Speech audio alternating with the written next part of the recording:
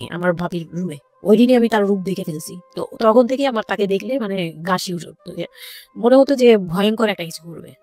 মানে মনে হতো, তখন আমি বুঝতাম না, সেক্সুয়াল লাইফটা বুঝতাম না যে সেক্স কি জিনিস, কিন্তু তখন একটা ভয় ঢুকে গেছে, খুব চাপা একটা এটা আজকে রাতের কোনো চিল্লাচিল্লি করা যাবে না। তো আমিও চুপ করে, আমার কাছে মনে হচ্ছিল কেউ আমাকে ছুরি দিয়ে আঘাত করতেছে, আর মানে মনে হচ্ছিল যে কেউ আমাকে ছুরি দিয়ে আঘাত করতেছে, আর আমি ব্লাড দিয়ে পুরো মানে আমার সব ব্লাড বের হয়ে যাচ্ছে, মানে আমার শরীর থেকে সব ব্লাড বের হয়ে যাচ্ছে। আমি মানে গরু কাটলে যেরকম ইয়ে করে না, আমি এরকম কাঁপতেছি, ওরকম কাঁপতেছি। কিন্তু সে তার কাজ করলো। আমি খুব অবাক হয়েছি যে আমি উঠে বসতে পারতেছিলাম না, সে আমাকে টান দিয়ে উঠে বসাইছে, বসায় বলতেছে ওয়াশরুমে যাও। আমি ওয়াশরুমে কিভাবে গেছি আমি জানি না। ছোটবেলা থেকে মানে জন্ম থেকেই শুরু করতে চাচ্ছি। আমি হচ্ছি আমার বাবা যিনি ছিলেন উনিও পুরান ঢাকার, আমার মাও পুরান ঢাকার। তো আমি যদি আমার গল্পটা বলতে চাই তাহলে আমার একদম জন্মের আগে, মানে আমার বাবা আমার বিয়ে থেকে শুরু করতে চাচ্ছি। তো আমার বাবা ছিলেন একজন ব্যবসায়ী পুরান ঢাকার, আর আমার মানে পাশাপাশি উনি হোমিওপ্যাথিক ডাক্তারও ছিলেন। তো খুব ভালো একজন মানুষ ছিলেন। আর আমার আম্মু ছিলেন জমিদার, মানে জমিদার টাইপের, পুরান ঢাকায় লাইক জমিদার যেরকম থাকে কি, জমিদার বাড়ির মেয়ে ছিলেন।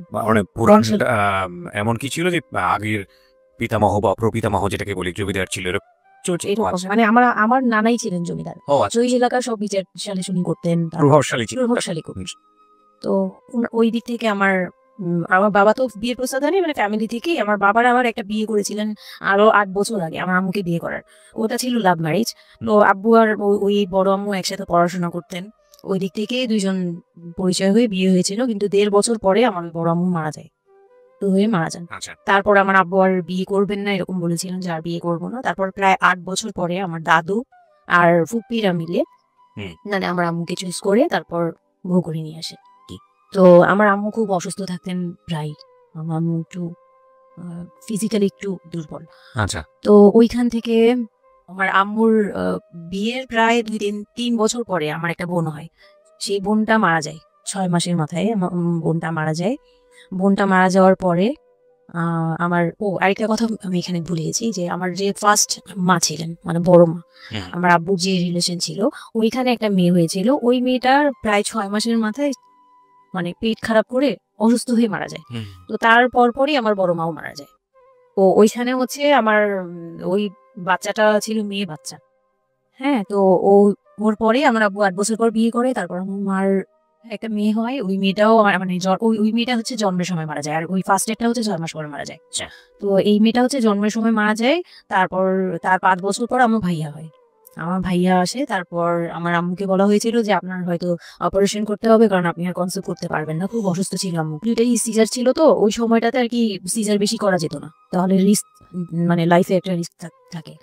তো ওই দিক থেকে আমার আম্মুকে বলা হয়েছিল যে আপনার হয়তো বা ইউটেরাসের অপারেশন করতে হবে। তো আমার আম্মু তখন বলেছিল যে না, আমার একটা মেয়ে দরকার, খুব অসুস্থ অবস্থায় বলেছিল আমার একটা মেয়ে দরকার, মানে আমার যদি একটা মেয়ে থাকতো খুব ভালো। হয়তো বা সৃষ্টিকর্তাই যাচ্ছিলেন যে একটা মেয়ে, মানে আমি যে আসবো এটা তো আর উনি জানতেন না, কিন্তু থাকে না যে অনেক সময় কিন্তু মিলে যায় এরকম। তো আমার আব্বু বলছিল যে মেয়ে হোক ছেলে হোক, আরেকটা হলে ভালো হয়। তো ওইভাবে ট্রিটমেন্ট নিয়ে আমার প্রায় 2 বছর পরে আমি আমার আম্মুর মানে পেটে আসি। তারপর আমার জন্ম হওয়ার পরে আমরা ভালোই ছিলাম, আব্বুর বিজনেস ভালো ছিল। কিসের বিজনেস ছিল? আমার হচ্ছে ইলেকট্রিক পার্সন ছিল। তো ওখান থেকে আব্বুর মানে ভালো বিজনেস করতেন। পুরান ঢাকায় ছিলাম আমরা 4 জন, একটা ফ্ল্যাট নিয়েছিলাম। আব্বু বিজনেস করতো, আমি স্কুলে ভর্তি হলাম, ভাইয়া স্কুলে ভর্তি হলো। তো খুব ভালোভাবেই কাটছিল দিনকাল। তো একটা পর্যায়ে যে আমার যখন 10-11 বছর, তখন হচ্ছে আমার আব্বুর বিজনেস একটু প্রবলেম হয়, একটু না ভালোই প্রবলেম হয়, মানে একজন খুব বড় ধরনের একটা লস সে ফেলে দেন। তো আমি এটা বলতে চাচ্ছি না। তো যাই হোক, খুব বড় একটা ট্র্যাজেডি, মানে আমার লাইফের সবচেয়ে বড় ধাক্কাটা আমি ওখানেই পাই, যে আমার আব্বু এরকম একটা পার্সন ছিল। আব্বু সবসময় বলতো যেটা, যে আমার এই মেয়েটা হচ্ছে, আমি দেখতে নাকি সেই প্রথম যে আব্বুর বেবিটা ছিল না, মেয়েটা যেটা 6 মাসের মাথায় মারা গেল, আব্বু তাকে খুব ভালোবাসতো। আমি নাকি দেখতে সেম ওরকম হয়েছি, শুধু আমি কালো, ওই মেয়েটা ফর্সা ছিল। তো আমি যখন জন্ম হই তখন আব্বু নাকি আমার ফেস দেখেই কান্না করে দেয়, যে এটা আমার বড় বড় মেয়েটা যে ছিল তার মতো হয়েছে। তার মানে মানে আব্বুর ধারণা ছিল যে সেই আসছে, এরকম কিছু। তা আব্বু আমাকে অনেক আদর করতো, মানে অন্য বাবারাও আদর করে সব মেয়েদেরই, কিন্তু আব্বুর ভালোবাসাটা কেন জানি একদম ডিফারেন্ট ছিল, অনেক বেশি ভালোবাসতেন, অনেক বলার মতো না। সারাক্ষণ টেক কেয়ার, সারাক্ষণ, রাত নাই দিন নাই সব সময়। আমার রাতে খুব বদ অভ্যাস ছিল, আমি রাত জাগতাম প্রচুর, প্রতি রাতেই আব্বু আমাকে হেঁটে হেঁটে ঘুম পাড়াতো কোলে নিয়ে। প্রায় 10 বছর 11 বছর পর্যন্ত আব্বু আমাকে কোলে নিয়ে ঘুম পাড়াতো, অনেক আদর করতো। আর যখন যেটা, তখন তো ছোট ছিলাম, যখন যেটা বলতাম আব্বু এখন এটা লাগবে, রাত দিন তো বুঝতাম না, আব্বু ওই সময় বেরোয় যেত, মানে খুঁজতে বেরোয় যেত কোথায় পাই এটা, আমার মেয়ে বলছে। তো ভাইয়ার সাথে খুব একটা এরকম হয় নাই, আমার সাথে বেশি হতো, তো ভাইয়া এটা নিয়ে একটু জেলাসও করতো। আর সাধারণতই কিন্তু মানে ভাই বোনের মধ্যেই এটা থাকে, তো আমাদের মধ্যেও এরকম ছিলেন। তো আব্বু যখন বিজনেস লস হলো তখন খুব বেশি, মানে আব্বু ভেঙে পড়লো, আমরাও মোটামুটি, আমি তো আর বুঝি না, কিন্তু আমি তখন বুঝতাম যে আমার কিছু একটা কমতে যাচ্ছে, মানে কমতি হচ্ছে আমার, কারণ সবকিছু চাওয়ার পরই পাওয়া আর এগুলো নিয়ে একটু একটু মেন্টালি ইয়েতে পড়ে গেলাম। তো আব্বু বুঝতে দিত না, শুধু আম্মুকে বলতো যে ওদের বুঝতে দিবে না, আম্মু আমাদের বুঝতে দেয়নি কখনো, এরকম ভাবে ইয়ে করেনি। কিন্তু একটা সময় দেখলাম কি আব্বু বাসা চেঞ্জ করছে, ছোট বাসা নিচ্ছে, মানে এগুলো খুব ব্রেনে গিয়ে লাগলো যে ছোট বাসা কেন আর এরকম কেন হচ্ছে। আব্বু আস্তে আস্তে ব্যবসা উঠাচ্ছে, নতুন কিছু করার চিন্তা করছে, মানে এগুলো নিয়ে আমিও খুব ডিপ্রেসড হয়ে গেলাম। তখন আমি ক্লাস 6-7 পড়ি, এরকম হবে 7 থেকে 8 উঠবো এরকম। তো আব্বু সবকিছু গুটিয়ে চলে যাচ্ছিল ওনার এলাকায়, মানে দয়াগঞ্জের ওই সাইডে, মানে আমার দাদির এলাকা যে সেক্টর, ওই সেক্টরে চলে যাচ্ছে। তো ওখানে চলে যাচ্ছে, বলছে আমি ওখানেই বিজনেস করবো, ওখানে একটু মানে রুম রেন্টও কম, আমি ওখানেই চলে যাব। আর আব্বুর যে ফ্ল্যাট একটা কিনেছিল, আব্বু এর মাঝখানে একটা ফ্ল্যাট কিনেছিল কিস্তিতে, তো ওইটাও সেল করে দেয়, সেল করে বিজনেসে ওটাও ইনভেস্ট করে। এটা একটা বোকামি করে আমার আব্বু। যাই হোক, উনিও বুঝতে পারেনি। তো ওখানে যাওয়ার পরে সেখান থেকে আব্বু আর কিছু করতেই পারলো না। আর আমাকে করলো কি, ওই সাইডটা একটু মানে রাফ এলাকা, তো যে এলাকায় আব্বুরা মানে ওখানে গেল একটু অন্য ধরনের, মানে একটু ইফটিজিং বেশি হয়, এইসব প্রবলেম ফেস করতে হয়। আব্বু তো আমাকে বাসা থেকে বের হতে দিত না, আর ওই সময় আমাকে বোরকা পরাতো, তখন 10-11 বছর বয়স, কিন্তু ওই সময় আমাকে বোরকা পরাতো। তো ওই দিক থেকে চিন্তা করেছে যে এখান থেকে স্কুল চেঞ্জ করতে হবে, এইটাই উঠে যাচ্ছে মেয়েটা, তো এখান থেকে স্কুল না চেঞ্জ করে ওর মামার বাসায় থাকুক, আমার ছোট মামার বাসায় আর কি। আমরা তো নানু বাড়ি তো আমার ওখানেই বংশাল সাইডে আর কি।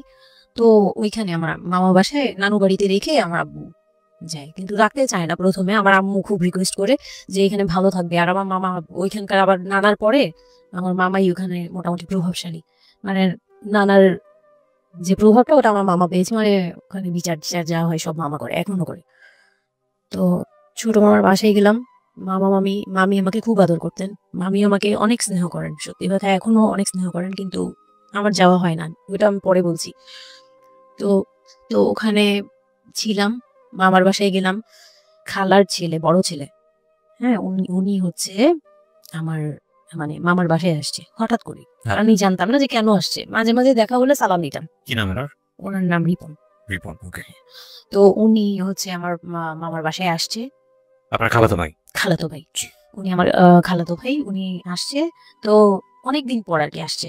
ও আমি তখন 9-এ পড়ি, পহেলা বৈশাখ ছিল, আমি 8 থেকে 9-এ উঠে গেছি পহেলা বৈশাখ।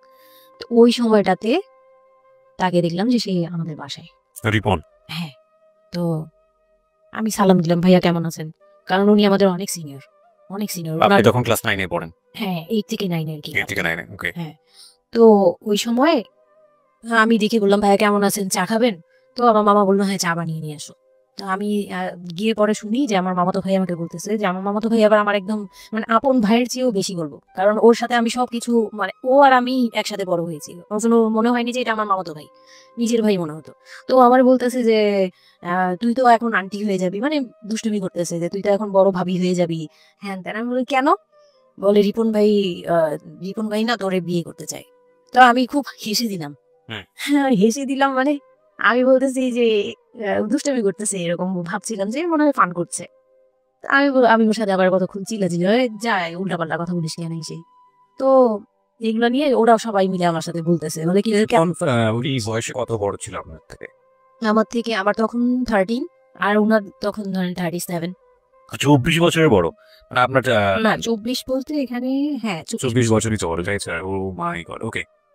তো উনি তখন, আমি ভাবতেই পারিনি যে এই লোকটার সাথে আমার বিয়ে দিবে সবাই, মানে ও বললে তো এটা পাগলামি মনে করার কথা, যে এটা একটা পাগলামি, এটা ক্লাস 9 এ পড়েন, যে উনি যদি মানে লিগেল বয়সে বিয়ে করতে হয়, আমার সমান একটা বিয়ে, আমি না ভাবতেই পারিনি তখন। তারপরেও না আমি চুপ হয়ে গেছি। আমি এই ব্যাপারে ডিসিশন দেওয়ার মতো বয়স আমার ছিল না, জ্ঞানও ছিল না। তো হুট করে আমার মামা মামি আমাকে জিজ্ঞেস করানোর প্রয়োজন বোধ করেনি বা জানানোর প্রয়োজন, কি কারণে জানি না, তবে ওনারাই ডিসিশন নিয়ে বললো যে আমার আব্বু আম্মুকে জানালো, আমার মেজু খালা যে মানে আমার আম্মুর ইমিডিয়েট বড় যে, উনাকে আমার আব্বু আম্মুর কাছে পাঠায়। আর আমার আব্বু আম্মু তখন থাকে হচ্ছে তারই আমার ফুপির বাসায়, বাসা ভাড়া নিয়ে থাকে আর কি। তো ফুপির বাসায় থাকে, ফুপির নিজের বাসা, তো ওখানে থাকে। তো আব্বুর কাছে পাঠায়, তখন আমিও যাই ওই বাসায়। তো আমি তো আর জানি না এই কথা বলতে আসবে। আমি আবার ভাইয়ার সাথে বসে বসে গল্প করতে থাকি, ভাইয়া ছিল, ফুফাতো বোন ছিল, আমরা একসাথে গল্প করতে থাকি। তো হঠাৎ করে শুনি যে একটু মানে আমার খালা খুব জোরে সুরে বলতেছে, মানে চিল্লাচিল্লি করে বলতেছে যে যদি এই বিয়ে না হয় তাহলে আমাদের সাথে তোদের কোনো কন্ট্যাক্ট নেই, আজকে থেকেই বন্ধু। আচ্ছা, হ্যাঁ, এই বিয়ে হতেই হবে। কেন হতে হবে? আমার আব্বু বলছে কেন হতে হবে, আমার মেয়ে তো অনেক ছোট, ও তো এই সংসারের ভান নিতে পারবে না, বলে ওগুলো আমরা দেখবো, ওরে আমরা বাচ্চার মতো পালবো। মানে উনি বলতেছে আমি ড্রাইভার নিলাম, আমি সবকিছু নিলাম, এইভাবে বলতেছে আমি সবকিছু দেখবো, এগুলা নিয়ে কোনো টেনশনের কিছু নাই, নিজেদের মানুষ, এর চেয়ে ভালো কোনো অফার কোনোদিন পাবা না, মানে এর চেয়ে ভালো কোনো প্রস্তাব আসবে না, এই না সেই না, সেই অনেক কিছু বলতেছে। আব্বু মুখে কনভিন্স করতেছে যে এইটা যদি তোমরা হাতছাড়া করো তাহলে আর কখনো মেয়ের জন্য ভালো কিছু পাবা না, আর আমাদের সাপোর্ট জীবনও পাবা না, তোমাদের একটা সাইড পুরো বন্ধ হয়ে যাবে, মানে আমরা আমাদের সাথে তোমাদের একদম রিলেশন শেষ, তোমাদের মেয়ে এখনই রেখে যাবো, তোমরা কি করবা করো। তা আমার আব্বু ওই দিক থেকে একটু দুর্বল ছিল। পরে আমি এটা শুনে কান্না করে দিছি, মানে সাথে সাথে কান্না করে দিছি। তো আমার ভাইয়াও বুঝছে, আমাকে নিয়ে ছাদে চলে গেছে। আমার ফুফাতো বোন, ভাইয়ার খুব ক্লোজ ফ্রেন্ড ছিল, ছোটবেলার বন্ধু, সেও আমাকে খুব আদর করতো বোনের মতো, সেও গেল পরে বলতেছে আপু তুই কান্না করিস না, আমরা দেখতেছি কি করা যায়। তো আমার ভাইয়া বলতেছে বলে কি আমি ওরে নিয়ে কোথাও পালিয়ে যাই, আমার মনে হচ্ছে যে আমি ওকে নিয়ে এখন কোথাও পালিয়ে যাই। যে রিপন ভাই এটা কিভাবে পারে, কিভাবে এটা বলতে পারে যে বিয়ে করবে ওকে। তো আমি খুব কান্নাকাটি করছিলাম। আমার খালা চলে গেল, খালা চলে যাওয়ার পরে আমার ভাইয়া আব্বুকে যে কি বলছে জানি না, আব্বু আবার ছাদে আসছে, আমি কান্না করতেই আসি, মানে তখন কন্টিনিউ কান্না করতেছি। তো আমার আব্বু ছাদে এসে যেটা বললো যে, আমার আব্বু তখন বললো যে বলে আমি তোমাকে নিয়ে মানে বনে চলে যাবো দরকার পড়লে, কিন্তু আমি ওর কাছে তোমাকে দিব না। তো আমি দেখলাম যে আব্বু ফিজিক্যালি, মেন্টালি, আর্থিকভাবে সব দিক থেকে দুর্বল, এখন আমাকে নিয়ে যদি বের হয় সে পারবে না, এটুকু বুঝলাম, তার দ্বারা সম্ভব না এটা। পরে আমাকে বললো যে তুমি যদি রাজি থাকো তাহলে আমার কোনো আপত্তি না, যদি তুমি বলো যে না আব্বু আমি রাজি না, তুমি শুধু একবার বললো, তাহলে আমি তোমাকে নিয়ে বের হয়ে যাবো, আমরা বাবা মেয়ে কই থাকবো কি জানার দরকার নেই। আপনার মার কি ভূমিকা ছিল এইসব? আমার মা তখন বলতেছে যে দিবে, আমার মা ইচ্ছা ছিল যে দিবে, কারণ আমার মা তখন এই জিনিসটা বুঝে না, মানে আমার বাবা এমনিতেও অনেক সৎ সরল, সত্যি কথা বলতে ওনার দোষ না একটা, সে এটা বুঝতো না যে এই যে ডিস্টেন্সে বিয়ে দিলে এই বিয়েগুলো টিকে না, বা 24 বছর বয়সের ডিফারেন্স, এগুলো নোট করবেন এবং খুব ইম্পর্টেন্ট, আসলে খুবই ইম্পর্টেন্ট, কারণ বয়সের গ্যাপটা ঠিক আছে, কিছু কিছু মানুষের জীবনে যে ব্যতিক্রম ঘটে না তা কিন্তু না, কিন্তু এই ব্যতিক্রমটা যদি আমরা উদাহরণ হিসেবে নিয়ে সবার উপর চাপিয়ে দেওয়ার চেষ্টা করি তাহলে কিন্তু সেটা সম্ভব নয়। ঠিক আছে, একটু একটু খেয়াল করবেন, 24 বছরের ডিফারেন্স হচ্ছে ও এবং ওর খালাতো ভাই রিপনের মধ্যে। ও যখন 13 বছর তখন ওর খালাতো ভাই হচ্ছে 37। It's a huge gap. সাধারণত বলা হয়ে থাকে 4-5 বছরের গ্যাপ ইজ ওকে, কিন্তু এর থেকে বেশি না হওয়াটাই বেটার। সেক্ষেত্রে 24 বছর, কোথায় 4-5 বছর আর কোথায় 24 বছর। হ্যাঁ, দেন হচ্ছে ওই বিয়েটা, মানে আপনি কি বললেন, এখন তো সিদ্ধান্ত আসলে আপনার জায়গায়। সিদ্ধান্ত আমার জায়গায় বলতে আমি তখন 13 বছর বয়স, তো মানে আমি তখন প্রেমও করিনি একটাও, মানে একটা এজ থাকে কিন্তু সবকিছুরই, মানে তখন দেখতাম যে আশপাশে মানে যারা কলেজে পড়ে, আমার একটা টার্গেট ছিল যে আমিও একদিন কলেজে পড়বো, আমার অনেক ফ্রেন্ড সার্কেল থাকবে, আমার ভালো একটা রিলেশন থাকবে, বা বিয়ে হবে, এরকম সবারই একটা ইয়ে থাকে, কিন্তু ওই বয়সটাতে আমার ওইটুকু যাওয়ারও মানে ওই চিন্তাতে আমি যাইনি তখনও যে আমি একটা রিলেশন করবো আর ওই জায়গায় বিয়ে। প্রিয় শ্রোতা, আমরা এখানেই একটা ছোট বিরতি নেব, বিরতির তারপর। তো আমি আমার আব্বুকে মনে প্রাণে বিশ্বাস করতাম, তো আব্বুর উপরে ছেড়ে দিলাম, আব্বুকে আর ভাইয়াকে বললাম যে দুইজন সামনে ছিল, আমাকে বারবার জিজ্ঞেস করতেছে, তুমি যদি ইয়েস বলো ইয়েস, তুমি যদি না বলো তাহলে আমি তোমাকে নিয়ে বেরিয়ে যাবো। ভাইয়াও বলতেছে বলে আমিও আপনার সাথে যাবো। তো আমি দেখতেছি আব্বু এমনিতেই 1 থেকে 1.5 বছর বা 2 বছর ধরে এরকম সার্ভাইভ করতেছে, মানে নিজে যুদ্ধ করে পারতেছে না, কাজকর্ম সবকিছু বন্ধ হয়েছে, মানে বিজনেস টিজনেস সব গুটিয়ে ফেলছে। তারপর উনি যে এখন নিজে চলবে ওইটাই চলতে পারতেছে না, মানে খুব কষ্ট হচ্ছে। আমাকে আমার মতো মানে আমাকে যেখানে উনি একটা রাত 24 ঘন্টা একবার হলো আমাকে দেখতে হতো, ওই জায়গায় আমার মামার বাসায় ফেলে রাখছে, প্রতিদিন হেঁটে যেত, দেখে আসতো, একবার হলেও দেখে আসতো, মানে এরকম কষ্টগুলো করছে। ওই দিক থেকে চিন্তা করে দেখলাম যে না, আমার আসলে ওনাকে প্রেশার দেওয়া উচিত না, ওনার উপর ছেড়ে দিই। তখন নাকি এটাই মাথায় কাজ করছে যে আব্বু আপনি যেটা বলবেন সেটাই। পরে তার 1 সপ্তাহের মধ্যে 14 এপ্রিল পয়লা বৈশাখ আর 23 তারিখে এঙ্গেজমেন্ট হয়। এঙ্গেজমেন্ট হয়ে যায়। হ্যাঁ, ওই উনি একদম খুব তাড়াহুড়ো করে যে এঙ্গেজমেন্ট হতে হবে, বিয়ে হতে হবে খুব শীঘ্রই। তো ওইভাবে এঙ্গেজমেন্ট হয়। আমার এঙ্গেজমেন্টের পরেও আমি একদম স্টপ, আমি আমার মাথায় কিছুই, তখন আমি পুরোপুরি ব্ল্যাঙ্ক, মানে আমি যে নিজের থেকে কিছু বলবো কিছু করব আমার ভিতরে ওইগুলো আর কাজ করছিল না। স্কুলে যাইতাম, অনেক সময় যাই না, এরকম আর কি, যে যেতে ইচ্ছে করলে যাই, না ইচ্ছে করলে যাই না, এরকম হয়ে গেলাম। এঙ্গেজমেন্টের 3 মাস পরে বিয়ে হওয়ার কথা ছিল, কিন্তু ঘুরতে ঘুরতে 4 থেকে 5 মাস ইয়ে হলো। তো 2004-এ 4 থেকে 5 মাসের মধ্যে সে আমার সাথে অনেকবার দেখা করতে চেয়েছে, কেউ দেখা করতে দেয়নি, কারণ আমার ফ্যামিলি খুব রেস্ট্রিক্টেড ছিল এইসব ব্যাপারে, কেউ দেখা করতে দেয়নি। আর আমিও ভয় পেতাম, তো আমি খুবই ভয় পেতাম, উনাকে অনেক ভয় পেতাম, সোজা কথা আমি উনাকে খুব ভয় পেতাম। তো এর মাঝখানে এক ভাবি, আমার নানু বাড়িতে ছিলাম, তো মানে মামা বাড়ি, আমার মামার নিজের বিল্ডিং হচ্ছে একটা, আর নানু বাড়ি পুরোনোটা, যেটা পুরোনো বাড়ি, ওখানে তো আমার সব জয়েন্ট ফ্যামিলি, মানে আমার অন্যান্য মামারা এবং মামাতো ভাইয়ের বউরা সবাই একসাথে থাকে। তো আমার এক মামাতো ভাইয়ের বউ তাকে খুব রিকোয়েস্ট করছে যে ভাবি আপনি ওকে একটু ডেকে দেন, কথা বলবো। তো আমার মামাতো ভাইয়ের বউ মনে করছে যে সে তো তাদের তো বিয়ে হচ্ছে, তো সমস্যা কি, ডেকে দিই। তো আমাকে আর বলে নাই। প্রথম একবার আমাকে বলছিল যে দেখা করে দিবে, তখন আমি বলছি না আমি যাবো না, আমি দেখা করবো না, আমার খুব ভয় লাগতো। তখন আমার বিয়ের মনে হয় 1.5-2 মাস আগের কথা এটা। তো আমার মামাতো ভাইয়ের বউ আমাকে ডাকছে যে কিছু একটা বলে, মানে জামা বানানো বা সামহাও এরকম কিছু একটা, অনেক বছর আগে, তো ভুলেও গেছে যে কি কি একটা কারণে আমাকে ডাকছে সে। তো আমি গেলাম, একদম মনের অজান্তেই গেলাম। গিয়ে পরে রুমে গেছি, পরে দেখি হইলো মানে এই বসে আছে। তো বসে আছে দেখে না আমার একদম খুব একটা আঘাত লাগলো যে এই ভাবি আমাকে এইভাবে নিয়ে আসলো। আর ভাবি তো মজা করে, মানে ওনারও দোষ না, উনি ভাবতেছে যে নতুন বিয়ে হবে, ওদেরকে একসাথে করিয়ে এসি। তো উনি বললো কি আচ্ছা তোরা বস, আমি চা নিয়ে আসি, এরকম বলে উঠে গেল না, আমার আরো ভয় লেগে গেছে। আর তখন আমি গিয়ে দেখতে পারলাম যে ওই লোকটার আচরণ খুবই খারাপ, মানে আমার কাছে তখন মনে হয়েছে যে কেন মনে হলো? কেন মনে হলো, হুট করে ভাবি যখন গেল, সে সাথে সাথে আমার পাশে এসে বসছে এবং আমাকে মানে খুব মানে নোংরা ভাবে টাচ করতেছে। তখন আমার বয়স খুব ছোট, তো স্বাভাবিক না এটা আমার কাছে ভালো না লাগার কথাই, কারণ আমি তাকে বড় ভাই জানি। এক্স্যাক্টলি, মানে কয়দিন আগেও তো সালাম কালাম দিয়ে দূরে থেকে কথা হ্যাঁ, বড় ভাইয়া বলতাম, সবাই মানে তাকে বড় ভাইয়া ডাকে, আমিও বড় ভাইয়া ডাকতাম ওই ইয়ে থেকে। আর সেই লোকটা এসে আমাকে মানে খুব অপ্রীতিকর ভাবে জড়িয়ে ধরতেছে, তারপর জোরাজুরি করতেছে, মানে খুব ঘেন্না লেগে গেল। আমি খুব জোরাজুরি করে বললাম আমি এখন চিল্লাচিল্লি করবো, মানে তখন আমার খুব খারাপ লাগতেছিল, তখন বললাম আমি চিল্লাচিল্লি করবো বলে আমি একটু জোরে বলছি, পরে উনি ওকে ছেড়ে দিছে, আমি এমন দূর দিছি একবারে সরাসরি মানে মামার বাসায় চলে গেছে, আর আসিনি।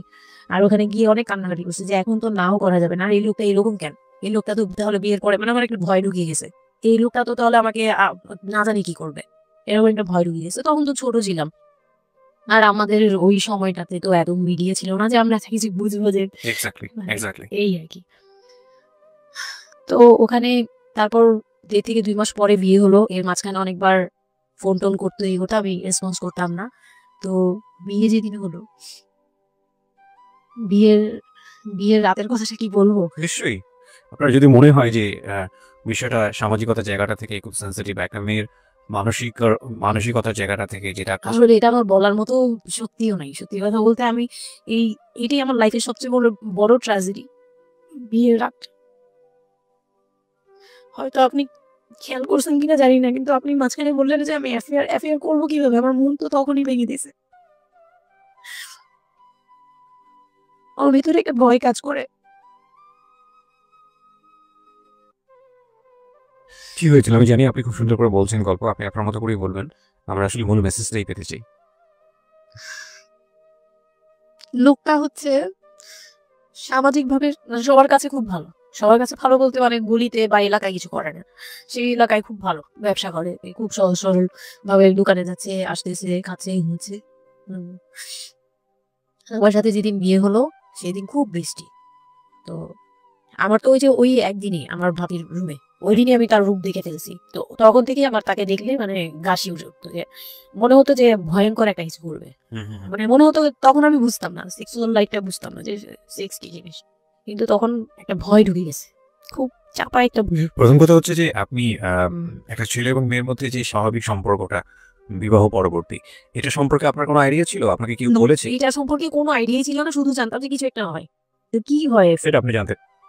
আপনাকে বিয়ের রাতে বা আগে পরেও কেউ কখনো কিছু বলে? না, আমার বিয়ের আগে আমার এক ভাবি ছিল, মানে যেই ভাবির বাসায় গেছে সেই ভাবি না, আরেকটা ভাবি ছিল, উনারই বড় বড় যা আর কি। তো ওই ভাবি আমাকে জাস্ট কানে কানে বলছে যে আজকে কিন্তু যাই হোক একদম চুপ থাকবি, আমাকে এইভাবে শুধু এটা বলেছে? শুধু এটা বলছে, আজকে যাই হোক ভয়ানক কথা বলেছে মানে এটা যাই হোক কি হবে, বলে কিছু বুঝো না তুমি, হ্যাঁ কিছু এতই ছোট কিছু বুঝো না, এইগুলি বলতেছে। মানে আপনার মনে আরো বেশি ভয় ঢুকে গেছে? কোন ধরনের চিল্লাচিল্লি করবি না, চুপচাপ থাকবি, মানে জাস্ট হাসি মুখে এরকম করে বলছে, কিন্তু আমার কাছে একটু ভয় ভয় লাগছে তখনই, যে এই লোকটা তো ওই সময় যদি এরকম মানে খপ করে জড়া ধরতে পারে, এই লোক কি করতে পারে, কি হতে পারে, মানে এই টাইপের একটা ভয় কাজ করছে তখন এই জিনিসগুলো বুঝতাম না, মানে ফিজিক্যাল রিলেশন বা এগুলি এই সম্পর্কে কিছুই জানতাম না, জানতাম যে কিছু একটা হয়, হাজবেন্ড ওয়াইফে কিছু হয়, কিন্তু কি হয় এটা জানতাম না, এরকম ছিলাম। তো নর্মালি যখন বিয়েটা হলো, কমপ্লিট হলো, সে তো মানে কতক্ষণ রুমে যাবে এরকম। একটু পজ দিচ্ছি আমি এখানে, কারণ আমি জানি যে ম্যাক্সিমাম আমি গেস করছি এখানে, কারণ এখানে যারা শুনবে বা এই মুহূর্তে যারা শুনছে তাদের ইন্টেনশনটাকে আমি একটু ক্লিয়ার করতে চাই। সেটা হচ্ছে আমরা এটা বলি যে this is an entertaining show, but এই জীবন গল্প বলেন বা আমার লাস্ট 7-8 ইয়ার্সের ক্যারিয়ারে আমি রেডিওতে যে ধরনের প্রোগ্রাম করেছি, সোশ্যাল অ্যাওয়ারনেসের জায়গাটা থেকে এটা কি ধরনের ভূমিকা রেখেছি সেটা আপনারা আপনাদের জায়গা থেকেই ভালো মূল্যায়ন করতে পারবেন। বাট আমি একটু করজোরে আপনাদের কাছে একটা বিনতি করতে চাই, এই ঘটনাটাকে সিনেমা হিসেবে না দেখে, সিনেমার পর্দায় কিছু একটা ঘটতে যাচ্ছে এরকম একটা কিছু হিসেবে না দেখে, রেডিও হিসেবে না দেখে একটু নিজের জায়গা থেকে চিন্তা করে দেখবেন, বা যদি বিষয়টা এরকম হয় একটা মানবিক জায়গা থেকে একটু চিন্তা করে দেখবেন। 24 বছরের গ্যাপ হাজব্যান্ড আর ওয়াইফের মধ্যে, 24 ইয়ার্স, 13 বছরের একটা মেয়ে, যে মেয়েটার জীবনে প্রেম বলতে কোনো কিছু আসেনি, শারীরিক সম্পর্ক কি সে বোঝেই না, এবং দ্বিতীয়ত যে বিষয়টা ইম্পর্টেন্ট, বয়ঃসন্ধিকালের একেবারে ইনিশিয়াল স্টেজে সে আছে, সে জানি না আসলে বিষয়গুলো কি। আর 37 বছর মানে হচ্ছে আমাদের পার্সপেক্টিভ থেকে, আমাদের সামাজিকতা জায়গা থেকে একটা ছেলে যখন একদম এই সমস্ত স্টেজ, প্রেম বলেন, শারীরিক সম্পর্ক বলেন বা অন্যান্য যে বিষয়গুলো আছে সেগুলো বলেন, সেগুলো অতিক্রম করে মোটামুটি বৈষয়িক হয়ে গেছে। বৈষয়িক বলতে আমি যেটা বোঝাচ্ছি, এই জীবনে এসে দায়িত্ব ছাড়া অন্য কোনো কিছু থাকে না 37 কিংবা 40 বছরের পর থেকে, এরকম একটা স্টেজে আছে। তার মানে ওদের মধ্যে মেন্টাল ম্যাচিং এর কত বড় একটা গ্যাপ। সেই জায়গাটা থেকে ছেলেটা যদি মেয়েটাকে বুঝতে না চেষ্টা করে, বিশেষ করে ছেলের দায়িত্ব, কারণ যেহেতু সে সিনিয়র, যদি বুঝতে না চেষ্টা করে তাহলে এটা কতটা অমানবিক এবং কতটা পাশবিক, কতটা ভয়ঙ্কর হতে পারে মেয়েটার জায়গাটা থেকে, এটা একটু চিন্তা করবেন। সো বিশেষ করে যারা বাসরাত বিষয়টাকে মাথায় রাখছেন তাদেরকে আমি বলবো, প্লিজ থিঙ্ক লাইক দিস। হ্যাঁ, এখানে একটু মানবিক হওয়া প্রয়োজন। এখানে যদি আমরা শুধু এন্টারটেইনমেন্ট হিসেবে বিষয়টাকে নিই, তাহলে আমি আসলে যে কারণে এই বিষয়টা আনতে চাচ্ছি সেই মেসেজটা ক্লিয়ার হবে না। Okay, so please feel the story actually. তারপর বিয়ের দিন যেটা আর কি, রাতের বেলা সবাই আমাকে নিয়ে আসলো বাড়িতে, মানে ওনাদের বাসায়। তো ওই বাসায় হচ্ছে একটা রুম, মানে প্রথম হচ্ছে বাসায় ঢুকেই কোনো বারান্দা টারান্দা কিছু নেই, শুধু রুম আর সিঁড়ি, সিঁড়ি ঘর, মানে পুরান ঢাকার বাসাগুলো একটু বেশি হয়তো, খুব ছোট ছোট হয়তো, ঘিঞ্জি টাইপের হয়। আমি একবার জিএসএসসিতে কাজ করতাম, আমার ফার্স্ট জব ছিল ওটা, আমি সার্ভে করেছিলাম পুরান ঢাকায়। এটাই আমার প্রথম পুরান ঢাকায় যাওয়া, এবং আমার কাছে মনে হয়েছিল যে আমি কোথায় এসেছি। অনেক হিঞ্চি ভাইয়া, এখন চাই। পুরান ঢাকা নিয়ে অনেকেই অনেক কিছু বলেন, কারণ ঢাকায় যারা, তাদের কাছে পুরান ঢাকাটা একটা নস্টালজিক জায়গা। আমি তো ঢাকায় বড় হইনি, সো আমার কাছে ঢাকা, আমি যখন ঢাকায় প্রথম পাড়া দিয়ে যখন পাবলিক বাসে উঠেছিলাম, তখন আমার কাছে মনে হচ্ছে আল্লাহ আমি কোথায় আসলাম, এই জায়গায় আমি কেন আসলাম। তো নর্মালি হচ্ছে ঢাকা এরকম। তারপরে যখন পুরান ঢাকায় গেলাম, পুরান ঢাকার সাথে আমার ওই ধরনের অ্যাটাচমেন্ট কখনোই ছিল না, অনেক বেশি, অনেক ঘিঞ্জি। আমার মনে আছে চকবাজারের যেই চকবাজার নামে একটা যে জায়গা, কি যেন একটা আছে না, যে মেয়েদের কসমেটিক্স বিক্রি করে, ব্যাকসাইড হচ্ছে নকল, আমি জানি না এখন কি রকম আছে। তো আবার আমি জীবনে দিন দেখি নাই যে একটা মানুষ আরেকটা মানুষকে গলি দিয়ে ক্রস করতে পারে। এবং ইন্টারেস্টিং বিষয় হচ্ছে, তো মেয়েরা ঢুকেই না, এবং ওর ঢোকার পরে ওপরে ছাদ, মানে এমন ভাবে বিল্ডিংটা, অনেকগুলো বিল্ডিং মিলে ওই ওখানে ধাক্কা রাখতেই, মানে এরকম একটা অবস্থা যে একজন আরেকজনকে ক্রস করতে। তো মানে এদিকে আর আমি সার্ভে করেছিলাম, যেহেতু বিল্ডিং গুলো সার্ভে করতাম, মানে অনেক, আমি একটা ইউনিভার্সিটিতে অনার্স দিয়ে, অনার্সের থার্ড ইয়ার বা সেকেন্ড ইয়ার থাকা অবস্থার ঘটনা এটা। আমি সার্ভে করেছিলাম বিল্ডিং গুলো, তো সেই সময় ওই সময়টাতে আমার একটু জানা হয়েছে আর কি। তো আসলে ভয়ানক রকমের কিনছি। হ্যাঁ, তো বলুন যেটা বলছিলেন। তো যেটা বলছিলাম যে ওই রাতে ওই একটা রুম, এরকম রুমের উপরে রুম, তার উপরে রুম, মানে সিঁড়ি রুম এরকম। আর প্রথম যে রুমটা মানে নিচতলায় যে রুমটা ছিল, সেই নিচতলা রুমের সিঁড়ির নিচে ছিল চুলা আর বাথরুম, সিঁড়ি কর্নারে। মানে এটা হচ্ছে তো নিজের বাড়ি, এইটুকুই ছিল। মানে 3টা রুম, মানে হচ্ছে হলো এক ধরনের বিল্ডিং, একটা বিল্ডিং, একতলা 2তলা 3তলা এরকম বিল্ডিং।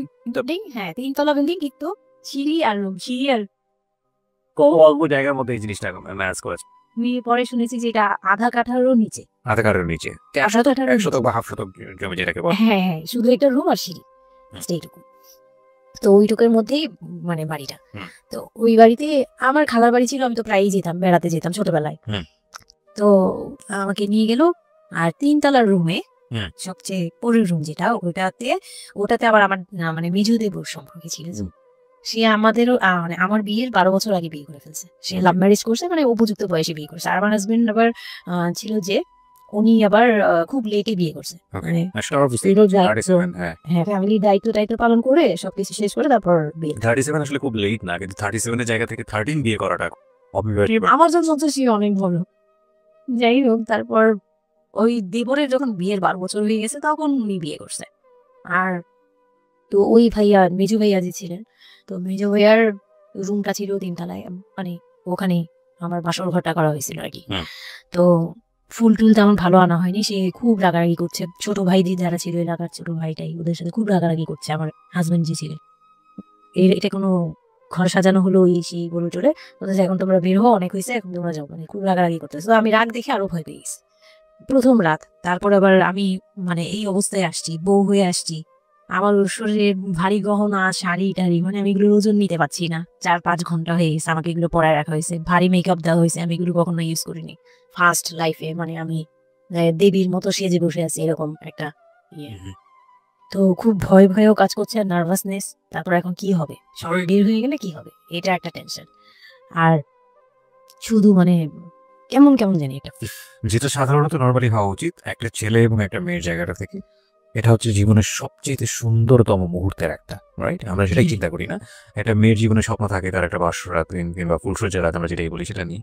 একটা ছেলের জীবনেও নিশ্চয়ই থাকে, এবং সেটা চমৎকার হয়ে সারা জীবন স্মৃতি হয়ে থাকুক, এরকম সেটা থাকে।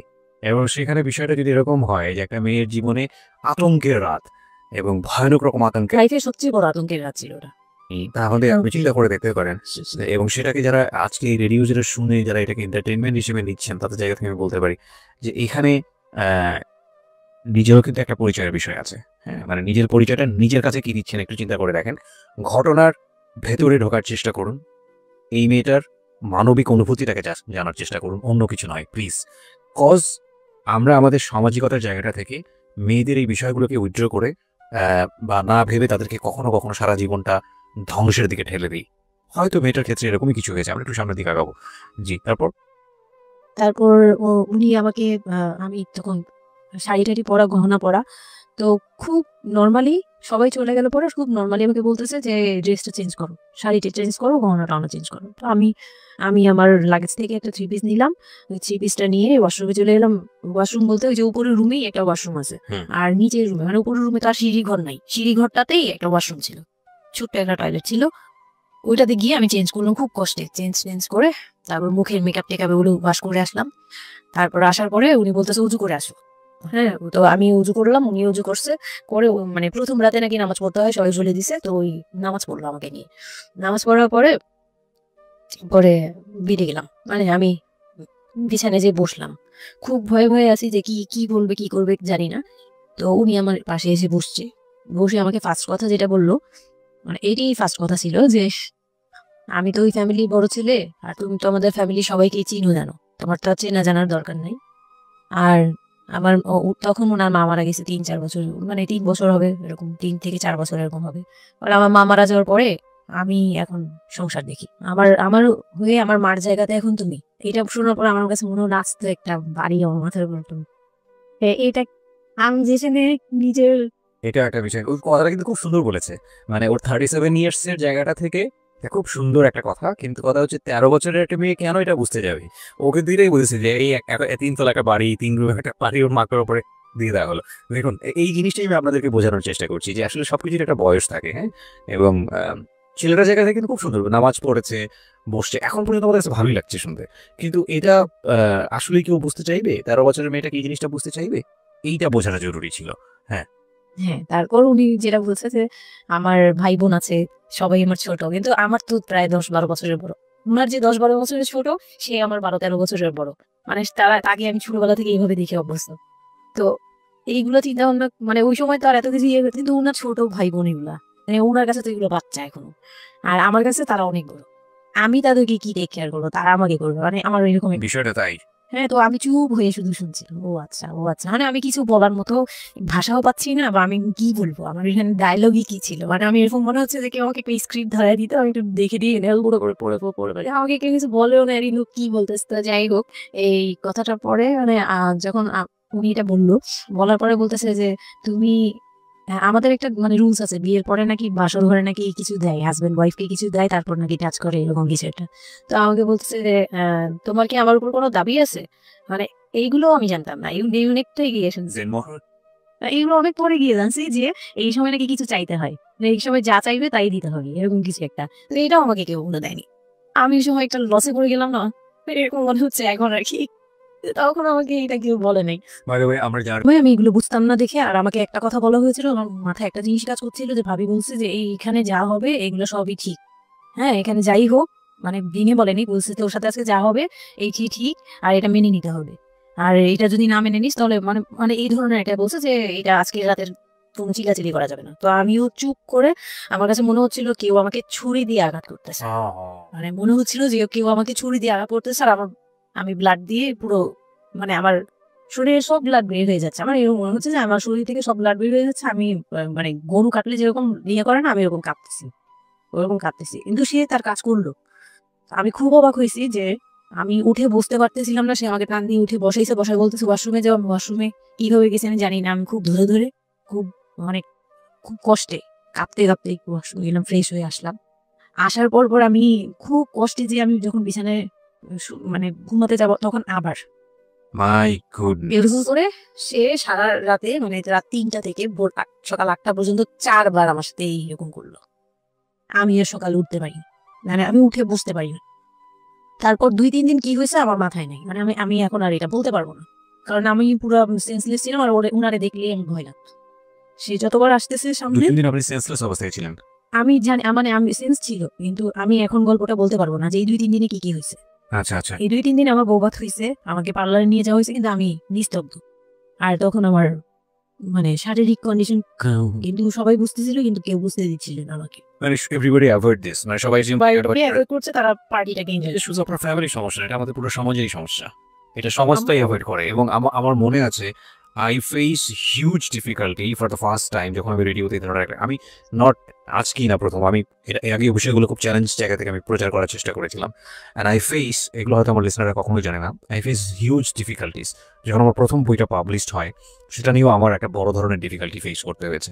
একটা অদ্ভুত বিষয় হচ্ছে, আমাদের সমাজে এই বিষয়গুলোকে আমরা অ্যাভয়েড করি, আমরা ঢেকে রাখতে চাই, আমরা মনে করি এটা একটা ট্যাবু, এটা সমাজে 8-10 জন মানুষের সামনে নিয়ে আলোচনা করা যায় না। একটু চিন্তা করে দেখবেন, আলোচনা করা যায় না এটা কোন অর্থে? যদি বিষয়টা নিয়ে সুশ্রুতি দেওয়া হয়, যদি বিষয়টা নিয়ে এমনভাবে বলা হয় যে এটা এমনভাবে প্রেজেন্ট করা হচ্ছে যেটা একটা রগরগা বিষয়, এবং সেটা শুনে আরও কারোর মধ্যে এই ধরনের পাশবিক, বা সে আসলে এন্টারটেইনমেন্টের জায়গা থেকে নিয়ে এটাকে মজা হিসেবে নিল, বিষয়টা তখনই একটা প্রশ্ন আসে।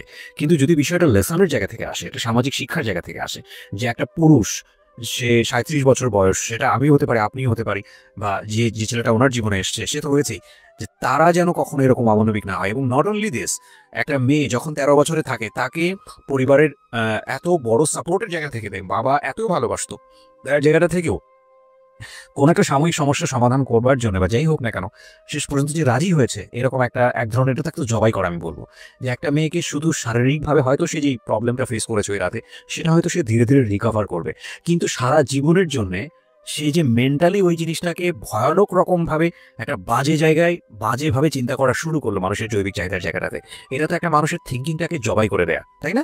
এবং এইটা কত ভয়ানক রকমের অপরাধ, কত ভয়ানক রকমের ভুল।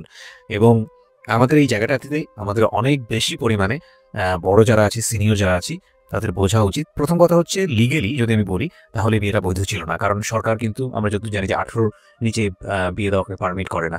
দ্বিতীয় কথা হচ্ছে যে মানসিকভাবে সে পরিপক্ক ছিল না।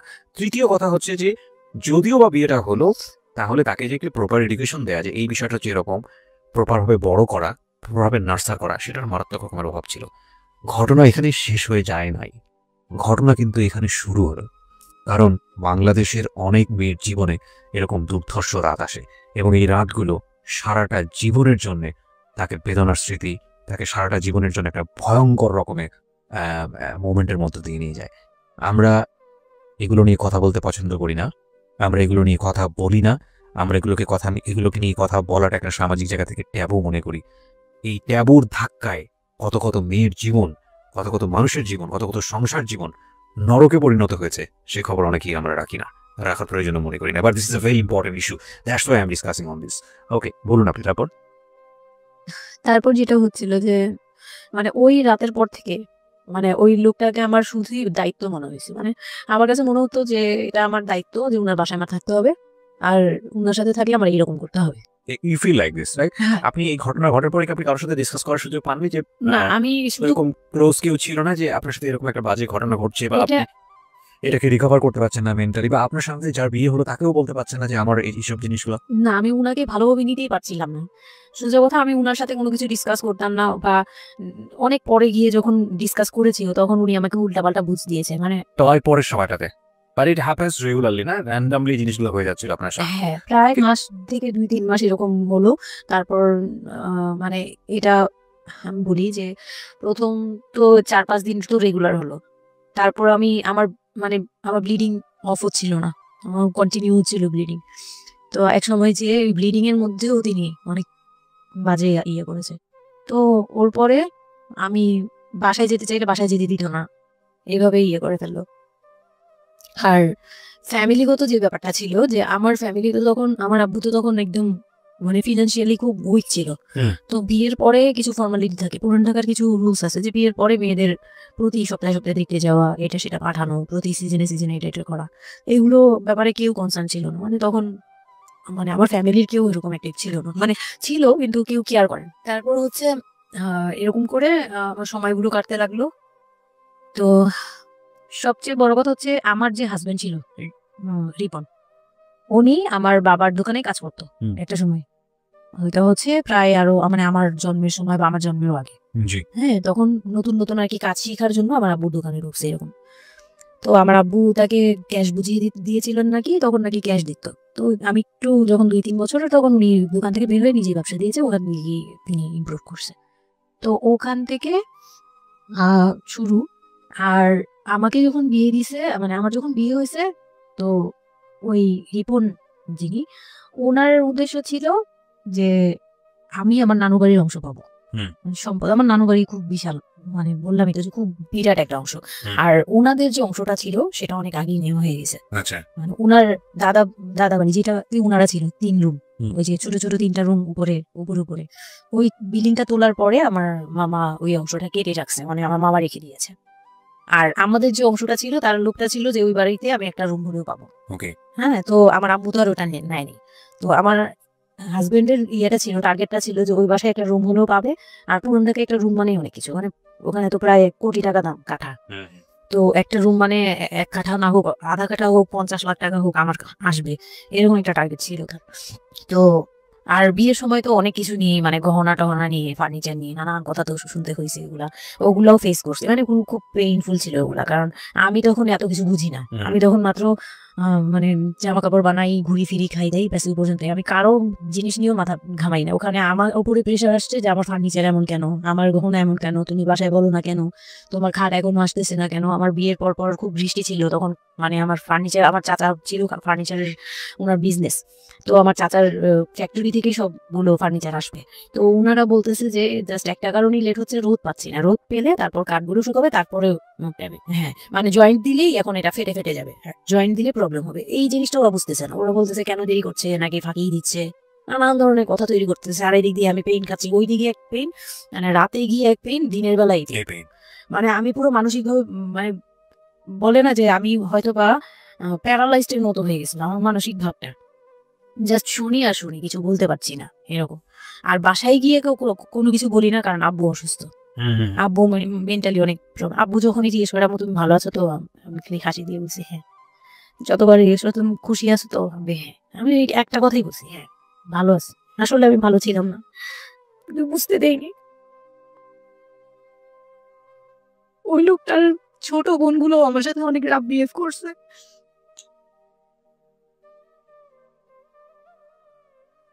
তো অনেক রুডলি আচরণ করেছে। আর ওনার যে ছোট ভাইটা ছিল, মানে আমার যে মেজো ভাই যেটা আর কি, ওনার আগে যেটা বিয়ে করেছে, তো ওনার ওয়াইফ ছিল আমার অনেক বছরের বড়, কারণ তাদের বিয়ে হয়েছিল 12 বছর আগে। আমার বিয়ের 12 বছর আগে তার বিয়ে হয়েছিল। আমি যখন বাড়িতে বেড়াতে আসতাম তখন মানে ভাবির হাতে খাওয়া দাওয়া এরকম, আমি ভাবি বলেই ডাকতাম, কিন্তু সম্পর্কে আমি বড় চাই। কিন্তু ওনার প্রায় উনাকে আমাকে একসাথে কোথাও দেখলে কেউ বলতো যে তোমার মেয়েটা, মানে এইভাবে বলতো। তো ওই দিক থেকে ওনার একটু, এটা জেলাসি বলবো না, এটা হয় আসলে, এটা নর্মাল একটা ব্যাপার। কারণ একটা উনি উনি অনেক এজ হয়ে গেছিল, উনি নিজের জায়গা থেকে নিজেকে একটু দুর্বল মনে করতো। আমাকে এমনিতে সাপোর্টও দিত, আবার অনেক সময় তাকে কিন্তু পেইনও দিত, অনেক পেইন দিত। কিন্তু আমি ওই সময়টাতে কেন জানি আমি ছোট থেকে এই জিনিসগুলো বুঝতে চেষ্টা করি যে কেউ আমাকে কেন জেলাসি করছে, কারণ তার মধ্যে কোনো দুর্বলতা আছে, আমার ওইটার জন্য মায়া হয়। আমার কখনো এইটা মনে হয় না যে সে কেন জেলাসি করবে, আমি তার সাথে এখন কোচাকুচি করবো, মানে এই টাইপের মেন্টালিটি আসে না আমার। কেন যে মনে হয় এই জায়গাটা যদি শুধরানো যেত, তাকে যদি একটু বোঝানো যেত আমি তাকে খুব ভালোবাসি বা আমি তাকে কিছু হেল্প করতে চাই, এরকম মনে হতো। তো ওই দিক থেকে আমি কিছু বলতাম না, কিন্তু সে আমাকে খুব পেইন দিত, কথাবার্তা এটা সেটা। উনি অনেক সিনিয়র পার্সন ছিল, তো কোনো গেস্ট আসলে আমাকে কিভাবে ছোট করবে, কিভাবে আমাকে অপমান করা যায়, কিভাবে কি দিয়ে, এগুলো নিয়ে সবসময় ইয়ে করতো। ওই দিকগুলো খুব পেইনফুল ছিল। তো ওগুলো যখন শেষ করলাম, মানে আবার যাকে বলতাম মাঝে মাঝে দুই একটা কথা, এগুলো নিয়ে সে আবার মানে মানে এখানে সেখানে বলে আরো ব্যাপারটাকে বড় বানাতো। তো আমি তখন বুঝতাম না, এখন বুঝি। তো এর মাঝখানে হলো কি, আমি প্রেগনেন্ট হলাম। না না, বিয়ের 1.5 মাস পরে আমি হচ্ছে কক্সবাজার যাবো। আচ্ছা, আমার হাজবেন্ড বলতেছে যে ঈদ চলে আসছে, তুমি ঈদের মধ্যে কিছু না নিয়ে আসো, ঈদের পরে আমরা কক্সবাজার যাই, এখানে কোনো খরচ টরচ যাতে আমাদের না হয়, হ্যাঁ এই জন্য আমরা কিছু কিনবো না। বলছে আচ্ছা ঠিক আছে।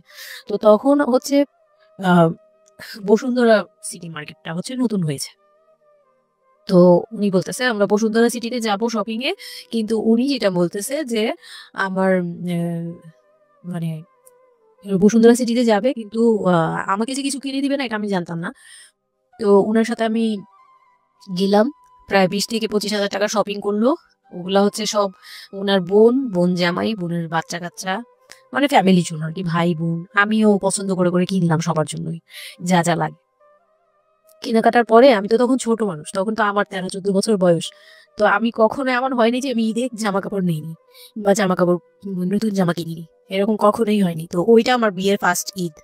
তো আমার একটা শখ ছিল কি যে অন্তত একটা কটন ড্রেস হলো আমি পাবো, এরকম একটা ইয়ে ছিল আমার ভিতরে যে না আমাকে কি আর না দিবে নাকি, বলছে দিবে না, হয়তো বা ভালো কিছু দিবে না, হয়তো নর্মাল কিছু হলেও আমাকে দিবে, ঈদে তো আর পুরনো জামা পরে থাকবো না। তো আমার এরকম ধারণা ছিল। ও পুরো শপিংটা শেষ করলো সারাদিনে, আমি রোজা রেখে পুরো শপিংটা করলাম খুব চয়েস করে করে। লাস্ট মোমেন্টে যে সে আমাকে নিয়ে চলে আসতেছে, যখন সে আমাকে নিয়ে রওনা দিল, মানে আমার মনটা খারাপ হয়ে গেল। আমি কিচ্ছু প্রথম ঈদ এটা, তো আমি কিচ্ছু বলিনি।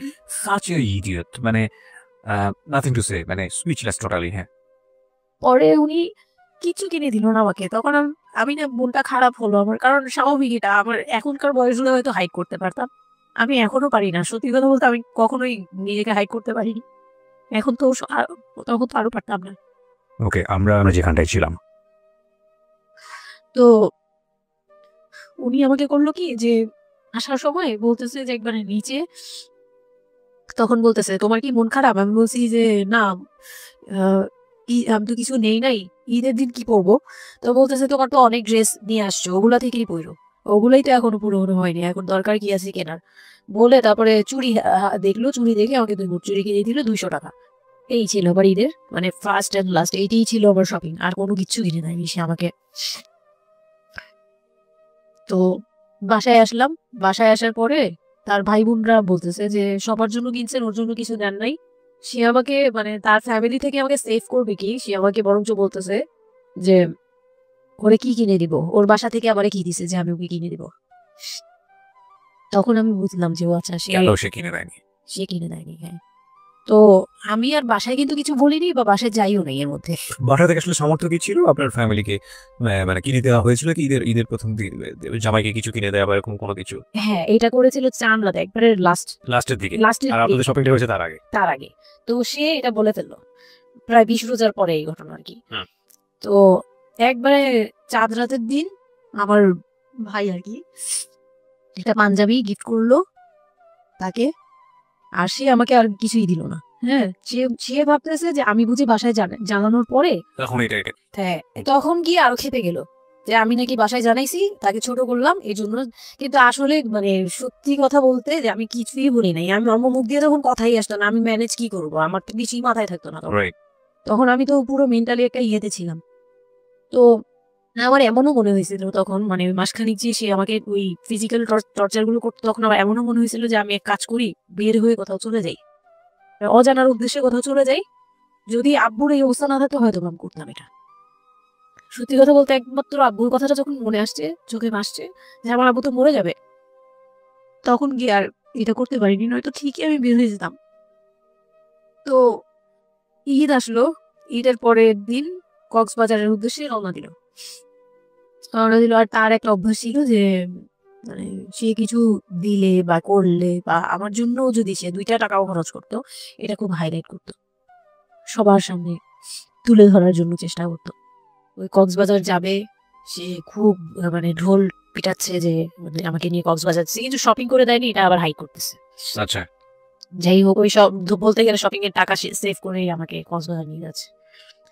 তো গেলাম কক্সবাজারে, সেখানে গিয়ে আরেক ধাক্কা গেলাম যে কক্সবাজার যাওয়ার পরে প্রথম রাত মোটামুটি ভালো ছিলাম, পরের দিন সকালে সে আমার সাথে মানে এমন ভাবে মানে ফিজিক্যাল রিলেশন করতে চেয়েছে যেটা সম্পর্কে আমি অবগত ছিলাম না, মানে আমি জানতাম না যে এরকম কিছু হয়। তো এক সময় সে আমার হাত পা জোড়াজোড়ি করে ধরে, মানে প্রায় হাত পা বাঁধার মতো জোড়াজোড়ি করে সে আমার সাথে ওই রকম কিছু করতে চায়। তখন আমার মানে আমি খুব বাধা দেওয়ার পরে বা চিল্লাচিল্লি করার পরে সে আমার গায়ে হাত তোলে, 2-3টা চড় থাপ্পড় দেয়।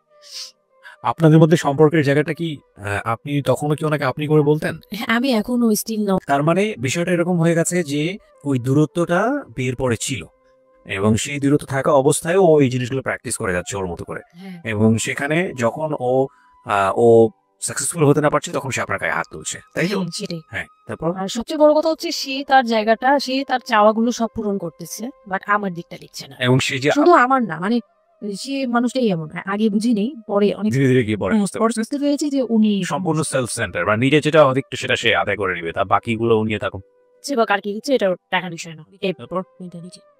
তো এইগুলো করার পরে আমার মানে খুব পেইন হলো, আমার খুব কষ্ট হলো যে আমি কবে আবার ঢাকায় যাব, কবে ঢাকায় যাবো, একটা পেইন। কি জীবনে প্রথম কক্সবাজার যাওয়া? হ্যাঁ, ওইটা আমার লাইফে ফার্স্ট। চিন্তা করে দেখুন, এক ধরনের হানিমুনই বলা চলে।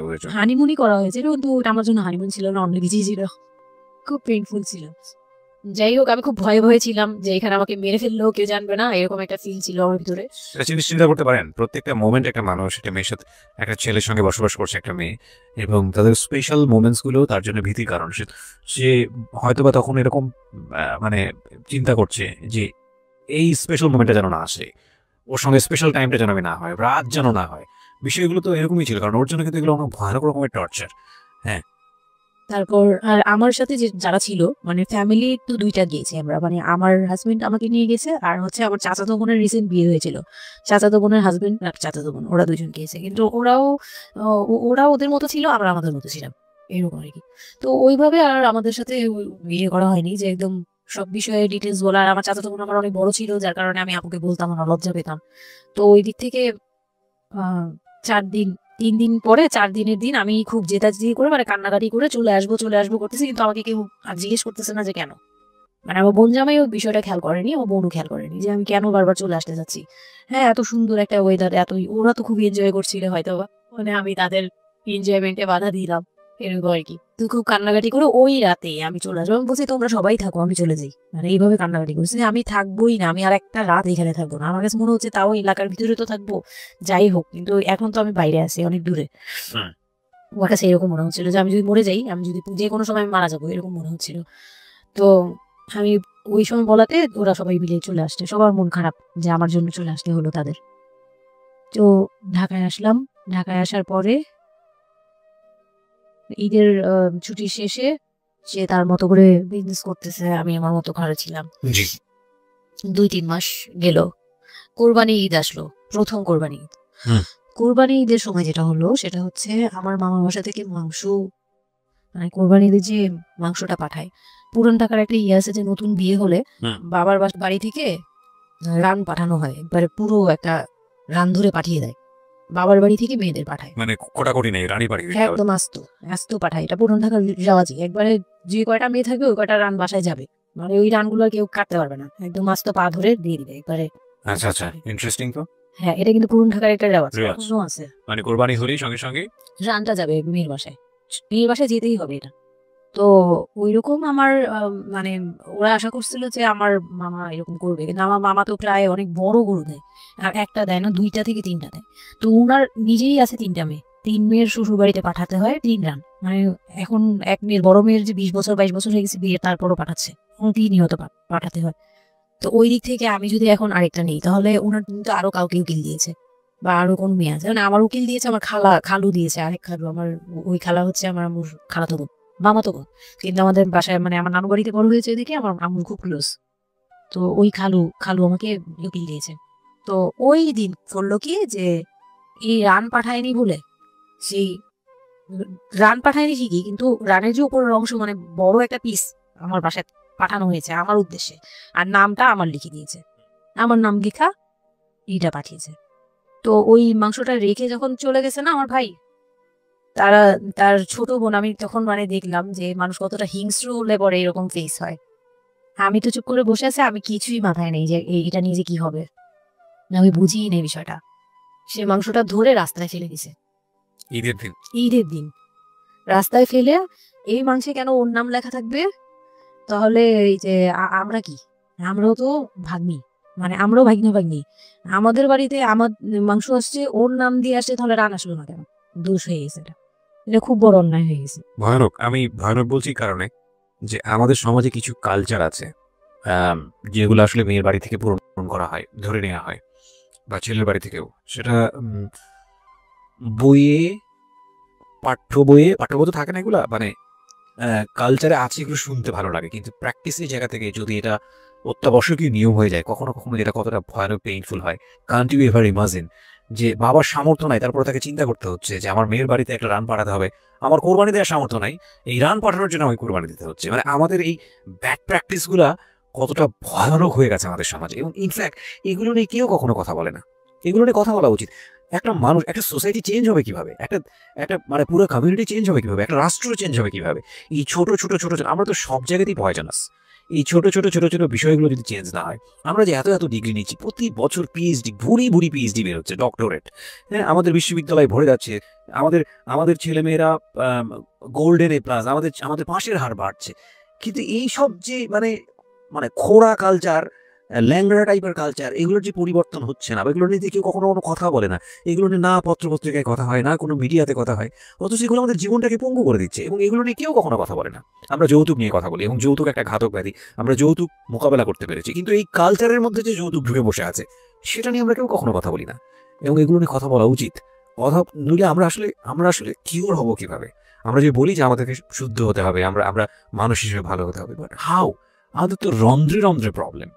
সো প্রবলেমটাকে প্রবলেম বলা উচিত, অ্যাটলিস্ট কাউকে না কাউকে তো স্পিক আউট করতে হবে, এবং স্পিক আউট করলে তাহলে এই প্রবলেমগুলো সামনে আসবে, এবং সামনে আসলে এগুলো নিয়ে কিওর নিয়েও মানুষ কথাবার্তা বলবে। আমি তো জীবনে কোনোদিন শুনিও নাই, আমি জানি না পুরান ঢাকার এই কালচার যে মেয়ের বাড়িতে রান পাঠাতে হয়, এটা এখনো আছে এবং এটা নিয়ে মোটামুটি মারামারি বাঁধার মতো অবস্থা। হ্যাঁ, এটা নিয়ে মানে এটা কোনোভাবেই মিস করা যাবে না, এরকম অবস্থা। তো আমার বাসায় কিন্তু রান আসছে, আমার বাসায় পরে রান আসছে। ওকে, ওইটা ছিল ঈদের দিন। হ্যাঁ, ঈদের দিন তারা আমাকে খুব ব্যাডলি কথা শুনিয়েছে।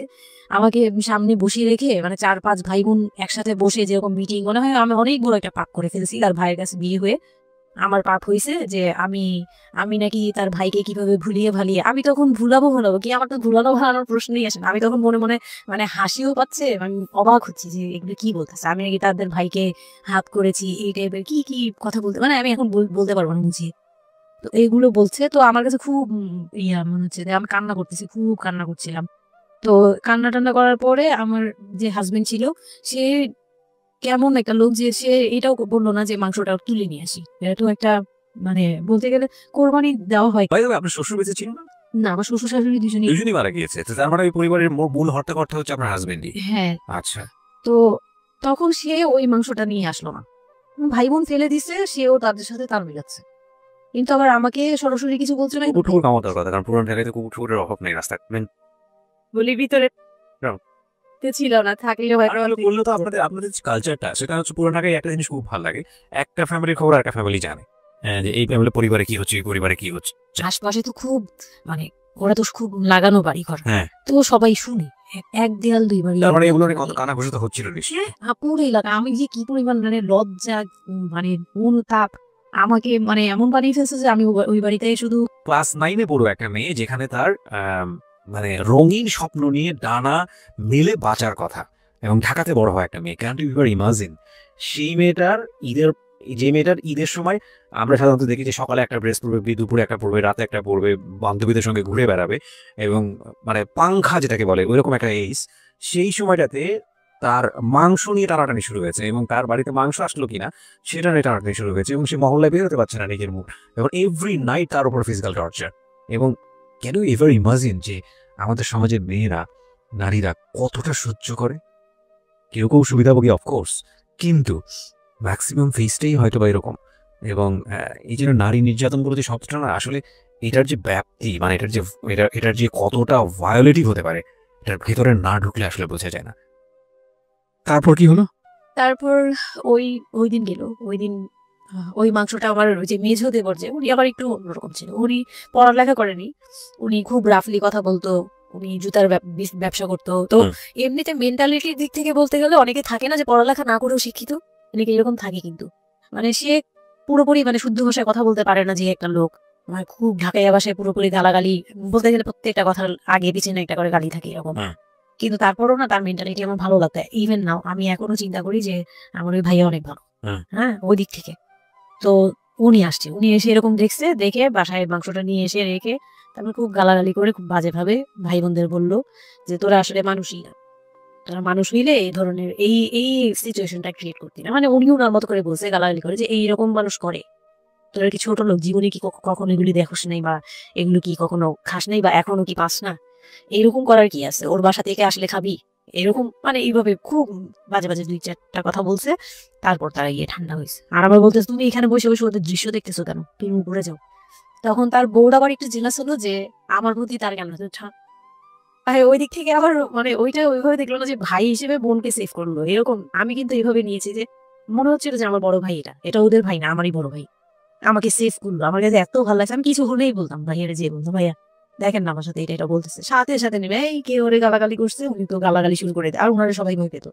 মানে আমার হাজবেন্ড ভাই বোনের সাথে তাল মিলাতো, আর উনিই ছিল একটু ডিফারেন্ট, কিছু হলেই উনি বাসায় আসার অপেক্ষায় থাকতেন, উনি আসলে ওনারা বলবো, একদম সিঁড়ি দিয়ে ওঠার সময় নামার সময় ভাইয়া আজকে আমার না এটা বলছে, এই সাথে সাথে ভালো হলি, মানে উনি মোটামুটি আমাকে সেফ রাখতো। আর ছোট যে দেবরটা ছিল, ও হচ্ছে একদম কোনো কথাই বলে না, চুপচাপ, ইয়েস নো কিছুই বলে না, চুপচাপ। সে আবার ছিল স্কুল টিচার, মানে ওই পুরো ফ্যামিলিতে ওই এডুকেটেড ছিল, মাস্টার্স কমপ্লিট করা আর কি। ও একটা খুব ভালো সাইড বেছে নিয়েছে, কথা বলে এখানে লাভ হবে না। না, হ্যাঁ, সে একদম নিরপেক্ষ, কারণ তাদের সাথে বলতে গেলে ভাই বোনের সাথে দ্বন্দ্ব হবে, আমার সাপোর্টে যেতে গেলে একটা বাজে কিছু ক্রিয়েট হবে, আবার আমাকে বকা দিতে গেলে এটা অন্যায় হবে, সে ওটা বুঝতো।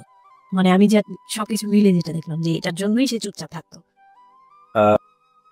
তো মানে উকিল মা যে ছিলেন আমার খালা, উনি কোরবানি দিয়ে পরের দিন রান পাঠাইছে। পরে এই রান পাঠানোর পরে আমার ওই যে মেজু দেবর যে ছিলেন তিনি তা আরেকটা দিল, মানে আরেক ধোলাই দিল সবাইকে। ছোট লোক এখন বল যে ও বাসায় ফোন করে বলছে বা বাসায় গেছে, ও তো কালকে থেকে বাসায় যায়নি, ওর হাত তো ফোনও নাই, ফোন নিলে তোদের কাছ থেকে নিতে হবে, তখন আমার হাতে ফোন নেই, তো ও তো বাসায়ও যায়নি। এখন বল যে এটা ও বলছে তারপর ও পাঠাইছে, তোরা এত ছোট লোক কেন, মানে ভাই বোনরাই বলতেছে। তো ওরা তো আর কিছু এটা পাঠানো তো এটা উচিতই, এটা ওদের উচিত, এটাই বলছে মানে সে তারা তারপরে ছোট হচ্ছে না, তারা মনে করতেছে এটাই করা উচিত ছিল, এটা না করলে আরেকটা কথা শুনাইতাম, এরকম বলতেছে উল্টা।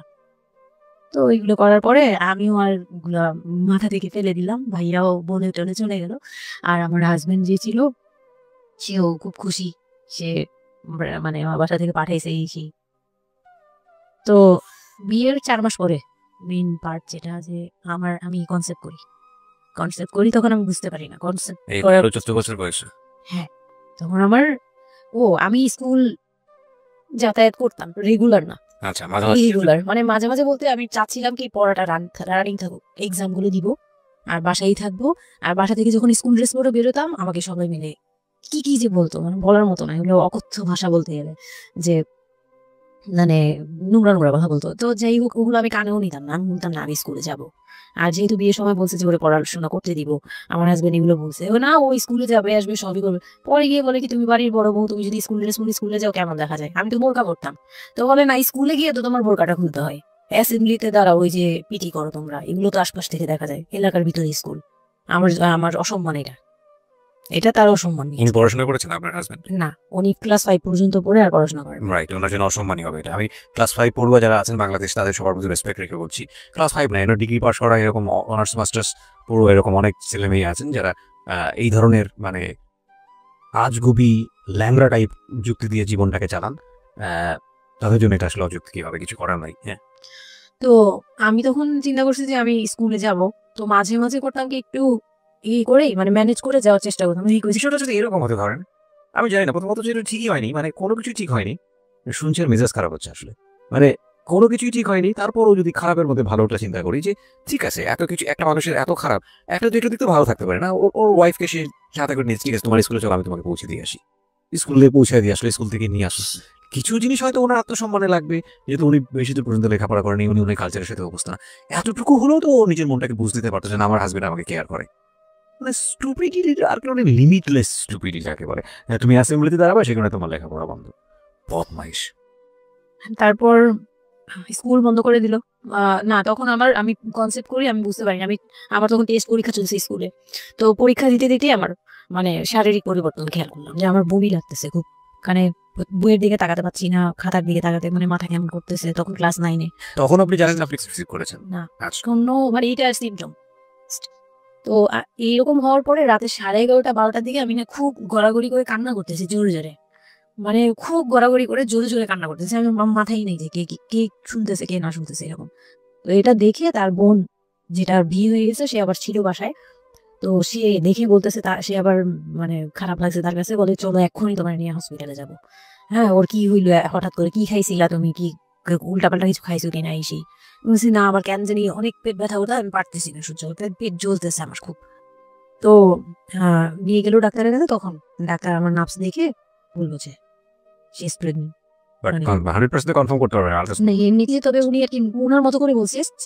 তখন টেস্ট দিল একটা, যে রাতে নিয়ে যান ইউরিন টেস্ট টাইপের একটা কিছু বাসায় করা যায়, ওই টাইপের একটা টেস্ট দিল। তো ওইটাই করলাম, বাসায় এসে করার পরে পজিটিভ আসছে, যেভাবে বলছে ওইভাবে করছে, করার পরে পজিটিভ আসছে। পজিটিভ আসার পরে মানে আমার কাছে যেটা মনে হচ্ছিল যে আমি মানে এতটা খুশি হয়েছি, আমি কিন্তু বিয়ে নিয়েও খুশি না, আমার মনে হচ্ছে এটাই আমার অ্যাচিভমেন্ট লাইফের। আচ্ছা, এতটা খুশি হয়েছে আমি বলতে পারবো না কেন। এটা আসলে ন্যাচারালি আল্লাহ হয়তো প্রত্যেকটা মেয়ের মধ্যে এই বিষয়টা দিয়ে দেন, যে নইলে আসলে মা কেন, মানে মা তো মাই, এটা আসলে আল্লাহ গিফটেড। অফকোর্স দেখেন, এরকম একটা ডিফিকাল্ট সিচুয়েশনের মধ্যে যেখানে 13 বছর বয়সে ওর আসলে জিনিসটা ফিল করার কথা না, সেখানে ও ফিল করতেছে, এটা কিন্তু লজিকলেস ফিল, এবং এই ফিলটা সম্পূর্ণই ন্যাচারাল। ওকে, আমার কাছে তখন মনে হচ্ছিল কি যে আমার পেটে একটা জীবন্ত কিছু আছে, এক্স্যাক্টলি, মানে এরকম ফিল হচ্ছে। আর আমি এটাকে মানে একটা কিউরিসিটি, দেখি তো কি হয়, কতদিন পরে কি হবে, এটা আস্তে আস্তে বড় হবে, এটা কি করবে পেটে, এটা কিভাবে আসবে, মানে দুনিয়াতে কিভাবে আসবে, এটা এইগুলোও জানি না আমি যে মানে এইটা বড় হলে পরে এটা এইভাবে দুনিয়াতে আসবে। You feel like it's a game, একটা কোন একটা খেলা, মজা একটা যে আমি কি কিছু পাইছি, এটা নিয়ে থাকা যাবে এখন, এরকম মনে হচ্ছিল তখন। খুব মানে খুব কেন জানি খুব আনন্দ, মানে মা হওয়ার ফিল না কিন্তু, মা হওয়ার ফিল না কিন্তু কিউরিওসিটি জায়গা নিশ্চয়ই একটা আছে আমার সাথে, আমি এটা নিয়েই থাকবো এখন, মানে আমি একটা কিছু পাইছি এখন, আর আমি একা না, এরকম মনে হচ্ছে। তা আমি না দৌড়ে বের হয়ে বললাম কি, ওই যে যে বোনটা আমাকে রাতে নিয়ে গেছিল ডাক্তারের কাছে, সে তো ছিল রাতে, তো আমি বের হয়ে বলতেছি কি, আপা আপা আমার না এইরকম দুইটা আসছে, মানে এই পজিটিভ স্টেপ গুলা আসে যে বলছি। পরে সে না সাথে সাথে বলে কি, এখন তো আমাদের কদর কমে যাবে আরো। প্রথম ছিল এটা, প্রথম ডায়লগ ছিল এটা, মানে মনটা খারাপ করে সেই বড় নিঃশ্বাস ফেলে বললো, হ্যাঁ এখন তো আমাদের কদর কমে যাবে, আর তো এখন তো আর কম কম আসা লাগবে।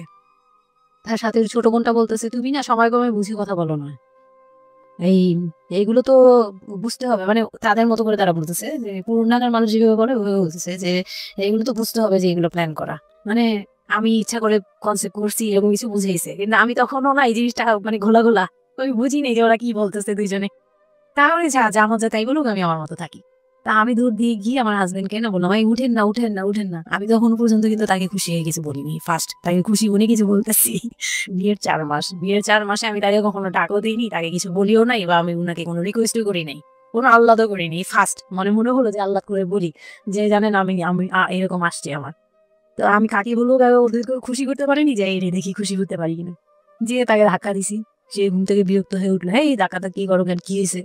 আমি তো মনটা কি যে আমি তো এরকম আমরা পজিটিভ আসতে দেখালাম যে এই যে এইটা হলে না পজিটিভ হয়, রাতে পেট ব্যথা বলছিলাম না, তো ওইটার ইয়েতে এটা আসছে। তারপরে না চুপ হয়ে তাকায় আছে, বলে কি এইগুলা কি, এইগুলা কি, মানে বুঝলাম না। বলে কি এইটা তো ঠিক না, উনি কি ঠিক না। তারপর বলতেছে যে এই এখন তো এগুলোর দরকার নেই আমাদের, এখন তো এগুলোর কোনো দরকার নাই। তো আমি বলি আপনি ওর স্কুল যেতে দিবেন না, আমি এবার তখন খুললাম, তুমি স্কুল যেতে দেন না, তারপরে আর আমি তো এই জিনিস মানে এটা কিভাবে কি হয়েছে আমি তো জানি না, আমি ভাবছি যে আপনি হয়তো কিছু করছেন, আমি জানি না। আমি তাকে এইভাবেই বললাম খুলে, যে আমি তো আসলে জানি না, যে আমি ভাবছি আপনি চাচ্ছিলেন এর জন্য হয়তো বা এরকম কিছু হয়েছে। আর মানে প্রোটেকশন নেওয়া টেওয়া সবকিছু তার উপর ডিপেন্ড করে। তারপর হচ্ছে এটা বলার পরে না, মানে আমি আর কিছু বলার মতো ইয়েতে ছিলাম না, আমি চুপচাপ, যে ওরা কি করবে না করবে আমি কিছু জানি না। তো ও আমার হাজবেন্ড যেটা করলো, যে সে চাচ্ছিল না যে আমি মানে যে চাচ্ছিল না বেবিটা, কোন কথা হচ্ছে বেবিটা চাচ্ছি না, মানে কিন্তু কিছু বলতেও পারছে না। আমি এবার বাসায়ও বলছি, বাসায় সবাইও খুব চিন্তিত আমার এইটুক বয়সে আমি কিভাবে কি করব। আর এদিক দিয়ে আমি আবার কিছুই বলছি না, আমি আমার মতো করে চলছি, নর্মাল লাইফ কাটাচ্ছি, আমার কোনো শারীরিক পরিবর্তন তেমন আসে নাই। সত্যি কথা বলতে শুধু একটু মানে কিছু কিছু খাবার আছে একটু বাজে লাগতো, এই ছাড়া আমার সবই নর্মাল। আমি নর্মাল ওয়েতেই আমি ওই ওষুধ খাচ্ছি রেগুলার, আর হাঁটা চলা করতেছি, লাফালাফি সিঁড়ি পাওয়া কোনো কিছুতেই আমার ইয়ে নেই। এটা আছে ডাক্তার থেকেও কোনো ধরনের কোনো কন্ডিশন দেয়নি? না, ডাক্তার দিয়েছে, ডাক্তার ওই যে একটা ওষুধ দিয়েছে। প্রথমত হচ্ছে ডাক্তার থেকে যে বাক্যটা আসতে ছিল যে এই 13 বছরের মেয়ের সাথে এটা কিভাবে হলো? ও ডাক্তার, হ্যাঁ। তখন যখন ফার্স্টে ওই দেখলো, তো উনি বললো যে এটা তো আসলে নষ্ট করাটা ওর জন্য রিস্ক। এক্স্যাক্টলি, মানে যে ডাক্তার যেটা বললো, যে জাফর ইকবাল আমার বাসার পাশেই ছিল উনি, তো উনি আমাকে যেটা বললো যে এই মেয়ের মানে রাখাটাও যেমন রিস্ক, ফেলে দেওয়াটা। আর যেহেতু মানে আল্লাহকে তো সবাই বিশ্বাস করি, তো বলতেছে যে যেহেতু আল্লাহ চাচ্ছে, যেহেতু এসেই পড়ছে, এটাকে নিয়ে আমরা মাথা বুড়ি না করি, যেহেতু রাখাও রিস্ক ফেলে দেওয়াও রিস্ক, তাই রাখুক। না এটা এইভাবে আল্লাহ বলা যাবে না, বলছো ভুল বলেছে উনি বলছেন থাক ঠিক আছে, যদি যদি ভাগে থেকে থাকে তাহলে হবে, আর এই বয়সেও হয়, কিন্তু এত অল্প বয়সে নেওয়াটা ঠিক না, উনি ওইটা বলছে। তো ওইভাবে ইয়ে করার পরে তো আমি তো রাখছি ঠিকই, কিন্তু আমি তো মানে ওই সময়টা তো ভালোই গেছে। বাচ্চাটা হওয়ার পরে তো আমি বুঝতে পারছি যে আসলে জিনিসটা যে আমার পুরো কত বড় একটা ইয়ে ছিল। এখন আপনার হাজবেন্ড হ্যাপি না, সে চিন্তিত বিষয়টা নিয়ে, তারপরে কি হলো? তারপরে থেকে তার মধ্যে আমার মধ্যে একটা বিরাট গ্যাপ তৈরি হলো, সে আমার সাথে মানে টোটালি মিশে না। ওই সময় থেকে যখন শুনলো রাতে 3টা 4টা বাজে বসে বাসায়, তার মধ্যে একদম পুরো চেঞ্জিং চলে আসলো হঠাৎ করে। কি কারণে জানি না, মানে আমি নিজেও জানি না আমার কি ভুল ছিল বা কি, আমি নিজেও বুঝছিলাম না তখন। ওই সময় একদিন আসলো রাতে 3:30 না 3টার দিকে, হ্যাঁ 3টার পরে আর কি আসছে। আসার পরে আমি ওই দিন খুব খেপলাম যে প্রত্যেক রাতে আমি একটা অসুস্থ মানুষ, আমি রাত জেগে আপনার জন্য সব নিয়ে বসে থাকি, প্রত্যেক রাতে এরকম লেট করে আসেন, আমার গেট খুলে দিতে হয়। আমি ঘুম থেকে উঠেও গেট খুললে আমার খুব কষ্ট হয়, সিঁড়িটা বেয়ে নেমে আমার গেটটা খুলতে হয়, আমার ভয়ও লাগে। আমি কখনো বাসায় একা থাকিনি। ওই প্রথম মানে আমাকে সে চুলে ধরে সে টেনে সিঁড়ি দিয়ে নামাইছে, মানে নামায় সে আমাকে বের করে দিবে এখনই। হ্যাঁ, এত বড় হয়ে গেছে, সাহস হয়ে গেছে, এক্ষুনি বাসা থেকে বের হও। সে কিন্তু নেশাও করে নাই, কিচ্ছু না, সুস্থ একটা মানুষ, এরকম করতেছে। তো তার ভাই বোন গুলো এসে বলতেছে আপনি কি মানুষজন কি বলবে, তারা মানুষজনের চিন্তা করতেছে, কিন্তু আমার যে টর্চার হচ্ছে এটা বুঝতেছে না। এইটা আরেকটা বিষয়, এই যেগুলো বিষয় আসলে আমার মেজাজ খুব খারাপ হয়ে যায়। যে আপনি যেটা আনছেন, আমি খুব সেন্সিটিভ একটা বিষয় একটু কথা বলতে চাই। সেটা হচ্ছে এই যে আপনারা যে তো মানুষজন চিন্তা করেন নিজের ঘরের ভিতরে একটা মানুষ ঠিক নাই, এটা আমি আপনাদের কথা বলছি না, এটা বাংলাদেশের সামাজিক অবস্থার চিত্র। সেটা হচ্ছে আমরা নিজের ঘরের মধ্যে অনেক সময় দেখা যায় যে আপনারা যখন ঘরের মধ্যে একটা বিপদে পড়েন, আপনার চারপাশের লোকজন এসে আপনার সেটা সলভ করে। তো ফার্স্ট আপনি ঘরের কথা আগে চিন্তা করেন, আপনার মেয়ে কিভাবে ভালো থাকবে সেটার কথা চিন্তা করেন, আপনার ছেলেটা কিভাবে ভালো থাকবে সেই কথাটা চিন্তা করেন। এতে যদি আপনার দুর্নাম হয়ও কিছুটা, সেটা আপনার ওভারলুক করা উচিত। বরং আপনি যাদের কথা চিন্তা করে এই ছেলে মেয়েদের প্রতি খারাপ আচরণ করতেছেন, আপনার ছেলে মেয়ে খারাপ থাকার কারণে একটা সময় গিয়ে সেটা আউটব্রাস্ট হবেই। যেই মান সম্মানের কথা আপনি চিন্তা করতেছেন, সেই মান সম্মান আরো বেশি পরিমাণে ক্ষতিগ্রস্ত হবে। আমাদের সমস্যাটা হচ্ছে এই জায়গাটায়, আমরা চারপাশের ঘরের লোকজন কি মনে করবে সেটা চিন্তা করি, অথচ চারপাশের ঘরের লোকজন কারা বসবাস করে, কোথা থেকে আসছে, কি অবস্থা, সেই খোঁজ খবর আমরা রাখি না। কিন্তু আমাদের বাণিজ্য তাদের হাতে। স্টুপিড মানে ফিলোসফি নিয়ে আমরা আমাদের সোসাইটিতে চলি। This is very important thing, এবং এগুলোর পরিবর্তন হওয়া উচিত। তারপরে কি হলো? তারপর এই হলো ফার্স্ট এই গেল, এইটার পরে এরপর থেকে চলতেছে কন্টিনিউ, মানে এরকম আচরণই করছে সে আমার সাথে। একটু সময় 4 মাসের সময়টা খুব ক্রুশিয়াল একটা মোমেন্ট, খুবই ক্রুশিয়াল। সকালে উঠে আমার রুটি বানাতে হতো কন্টিনিউ, সে বাইরের নাস্তা খাবে না, তাকে রুটি বানিয়ে খাওয়াতে হবে। ওই অবস্থায় আমি মানে সকালে উঠে ঘুম থেকে উঠে রুটি বানাতাম, ওর ভাই বোনের জন্য, ওর জন্য, সবার জন্য বানাতাম। এটা না আমাদের সমাজের ছেলেরা না বুঝতেই চায় না, এটা নিয়ে আমাদের কোনো শিক্ষা নাই। আমি মানে দেখলাম যে আমি আমার নিজেকে জড়িয়ে ওই কথাটা বলছি, কারণ আমি তো নিজেও বাবা হয়েছি, আমি নিজে থেকেও বুঝি এই জিনিসটা। মানে এই যে পরিবর্তনটা সমাজ, মানে পরিবারে যখন নতুন একজন সদস্য আসে, সবচেয়ে বড় প্রেশারটা ফিল করে হচ্ছে মা, কারণ তার লাইফ রিস্ক হয়ে যায়। কিন্তু এখানে বাবার যে দায়িত্বটা, খুব মজার বিষয় হচ্ছে, আমি আমার নিজের এক্সপিরিয়েন্সের জায়গা থেকেই বলতেছি, যে বাবার দায়িত্বের জায়গাটা বোঝা শুরু হয় সন্তান দুনিয়াতে আসার পর থেকে, এবং তাও ইমিডিয়েটলি আসা।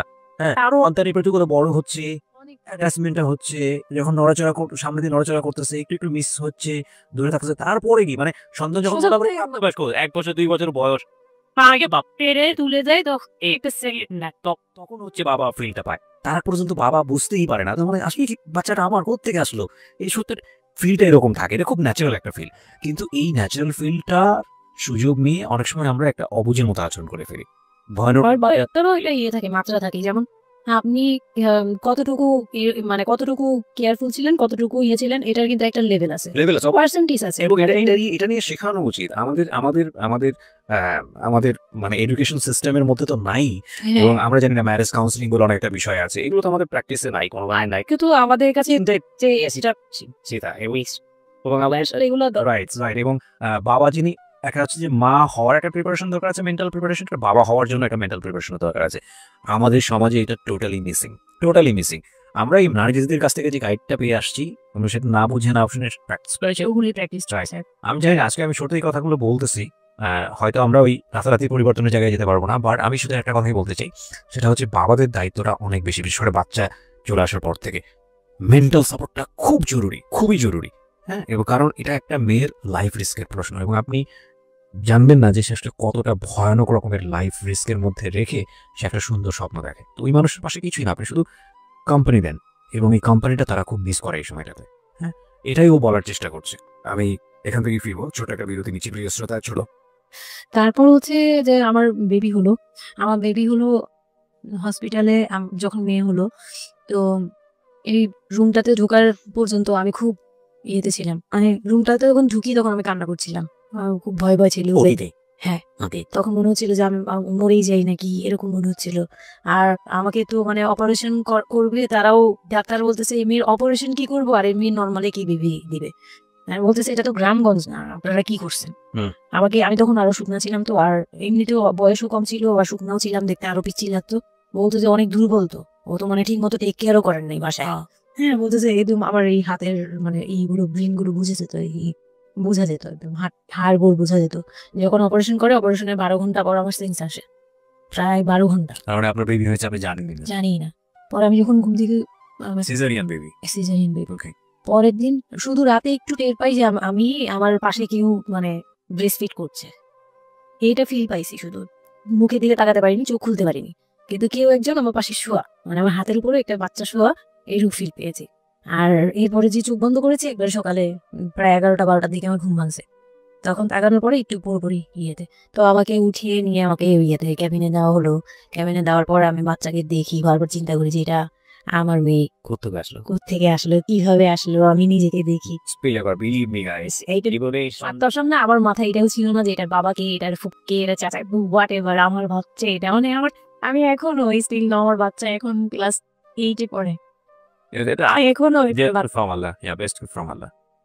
তো ও আর আমি একসাথে আপনি মনে হয় কি মানে ট্রেনটাম যাই কখন হচ্ছে ওই বাচ্চাটা হলো, বাচ্চাটা হওয়ার পরে সে খেলে, আমার খুব ভালো লাগে, তাকে নিয়ে আমার সময় ভালো কাটে। আমার আর মানে ওর বাবার কথা মাথায় নেই যে এই লোক শুধু মানে এনে দিকে ঘরে, আমি রান্না করবো, খাবো, ব্যাস ওই পর্যন্তই শেষ, এনে দরকার নেই, কাউরই দরকার নেই। আমার বাচ্চা নিয়ে আমি পুতুলের মতো খেলি সারাদিন। ওর বাবা অনেক সময় দেখে কিন্তু ওর বাবা তো রাতে 2টা-3টায় আসতো, আসার পরে যে খাওয়া দাওয়া করে ঘুমাবে। তো আমি তো আমার তো ওই রুম ছাড়া কোনো ওয়ে ছিল না, ওই রুমে আমি হাঁটাহাঁটি করতাম, বাচ্চা কান্না করতে। একদিন এমনও হয়েছে সে আমাকে ঘর থেকে বের করে দিচ্ছে, আমি নাকি ইচ্ছা করে বাচ্চাকে কাঁদাই আর তাকে ঘুমাতে দিই না।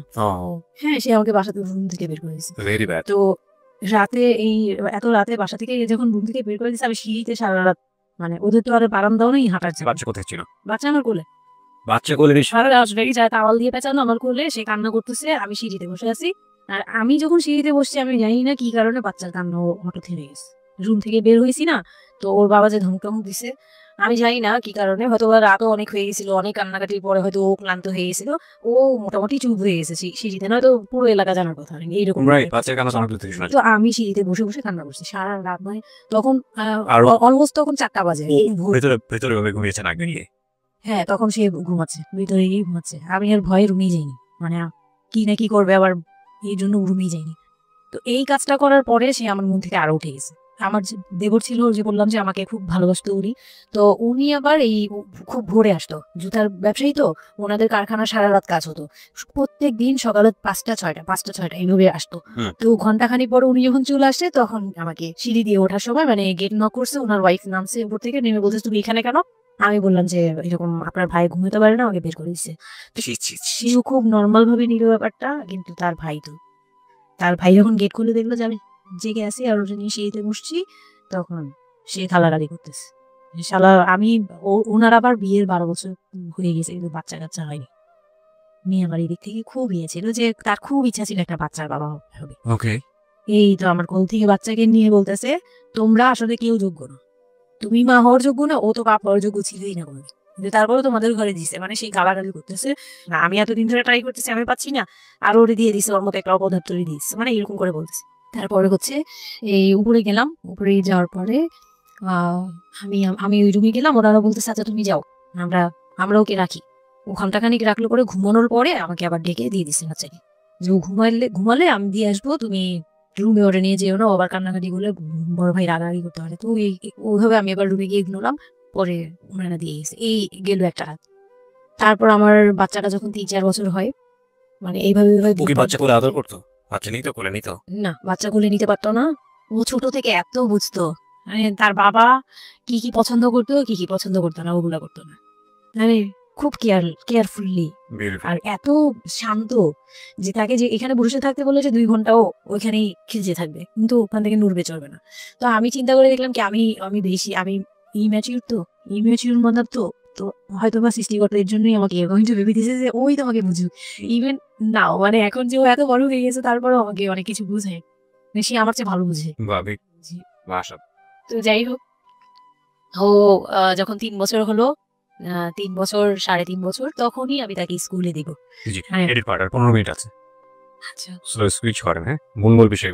তো ওখানে হচ্ছে 3 বছরের কালে আমি ওকে স্কুলে দিলাম। স্কুলে দেওয়ার পরে আমি ওখান থেকে ওরে স্কুলে দিয়ে আমি নিজে ভর্তি হলাম ইয়েতে, ওপেন ইউনিভার্সিটি, মানে বুঝতে পেরেছি, উন্মুক্ত বিশ্ববিদ্যালয়। হ্যাঁ, ক্লাস 9-এ। ভর্তি হলাম। তো ও পড়াশোনা করে, আমিও করি। বাসায় বা আশপাশের সবাই আমাকে নানান ধরনের কথা বলে যে মা মেয়ে একসাথে স্কুল ব্যাগ নিয়ে যায়, কেমন দেখা যায়। আমি বলছি যা মন চায় তাই দেখা যাক। আমার তখন আমি একটু ডিসপারেট হয়ে গেছি। এটাই বলতে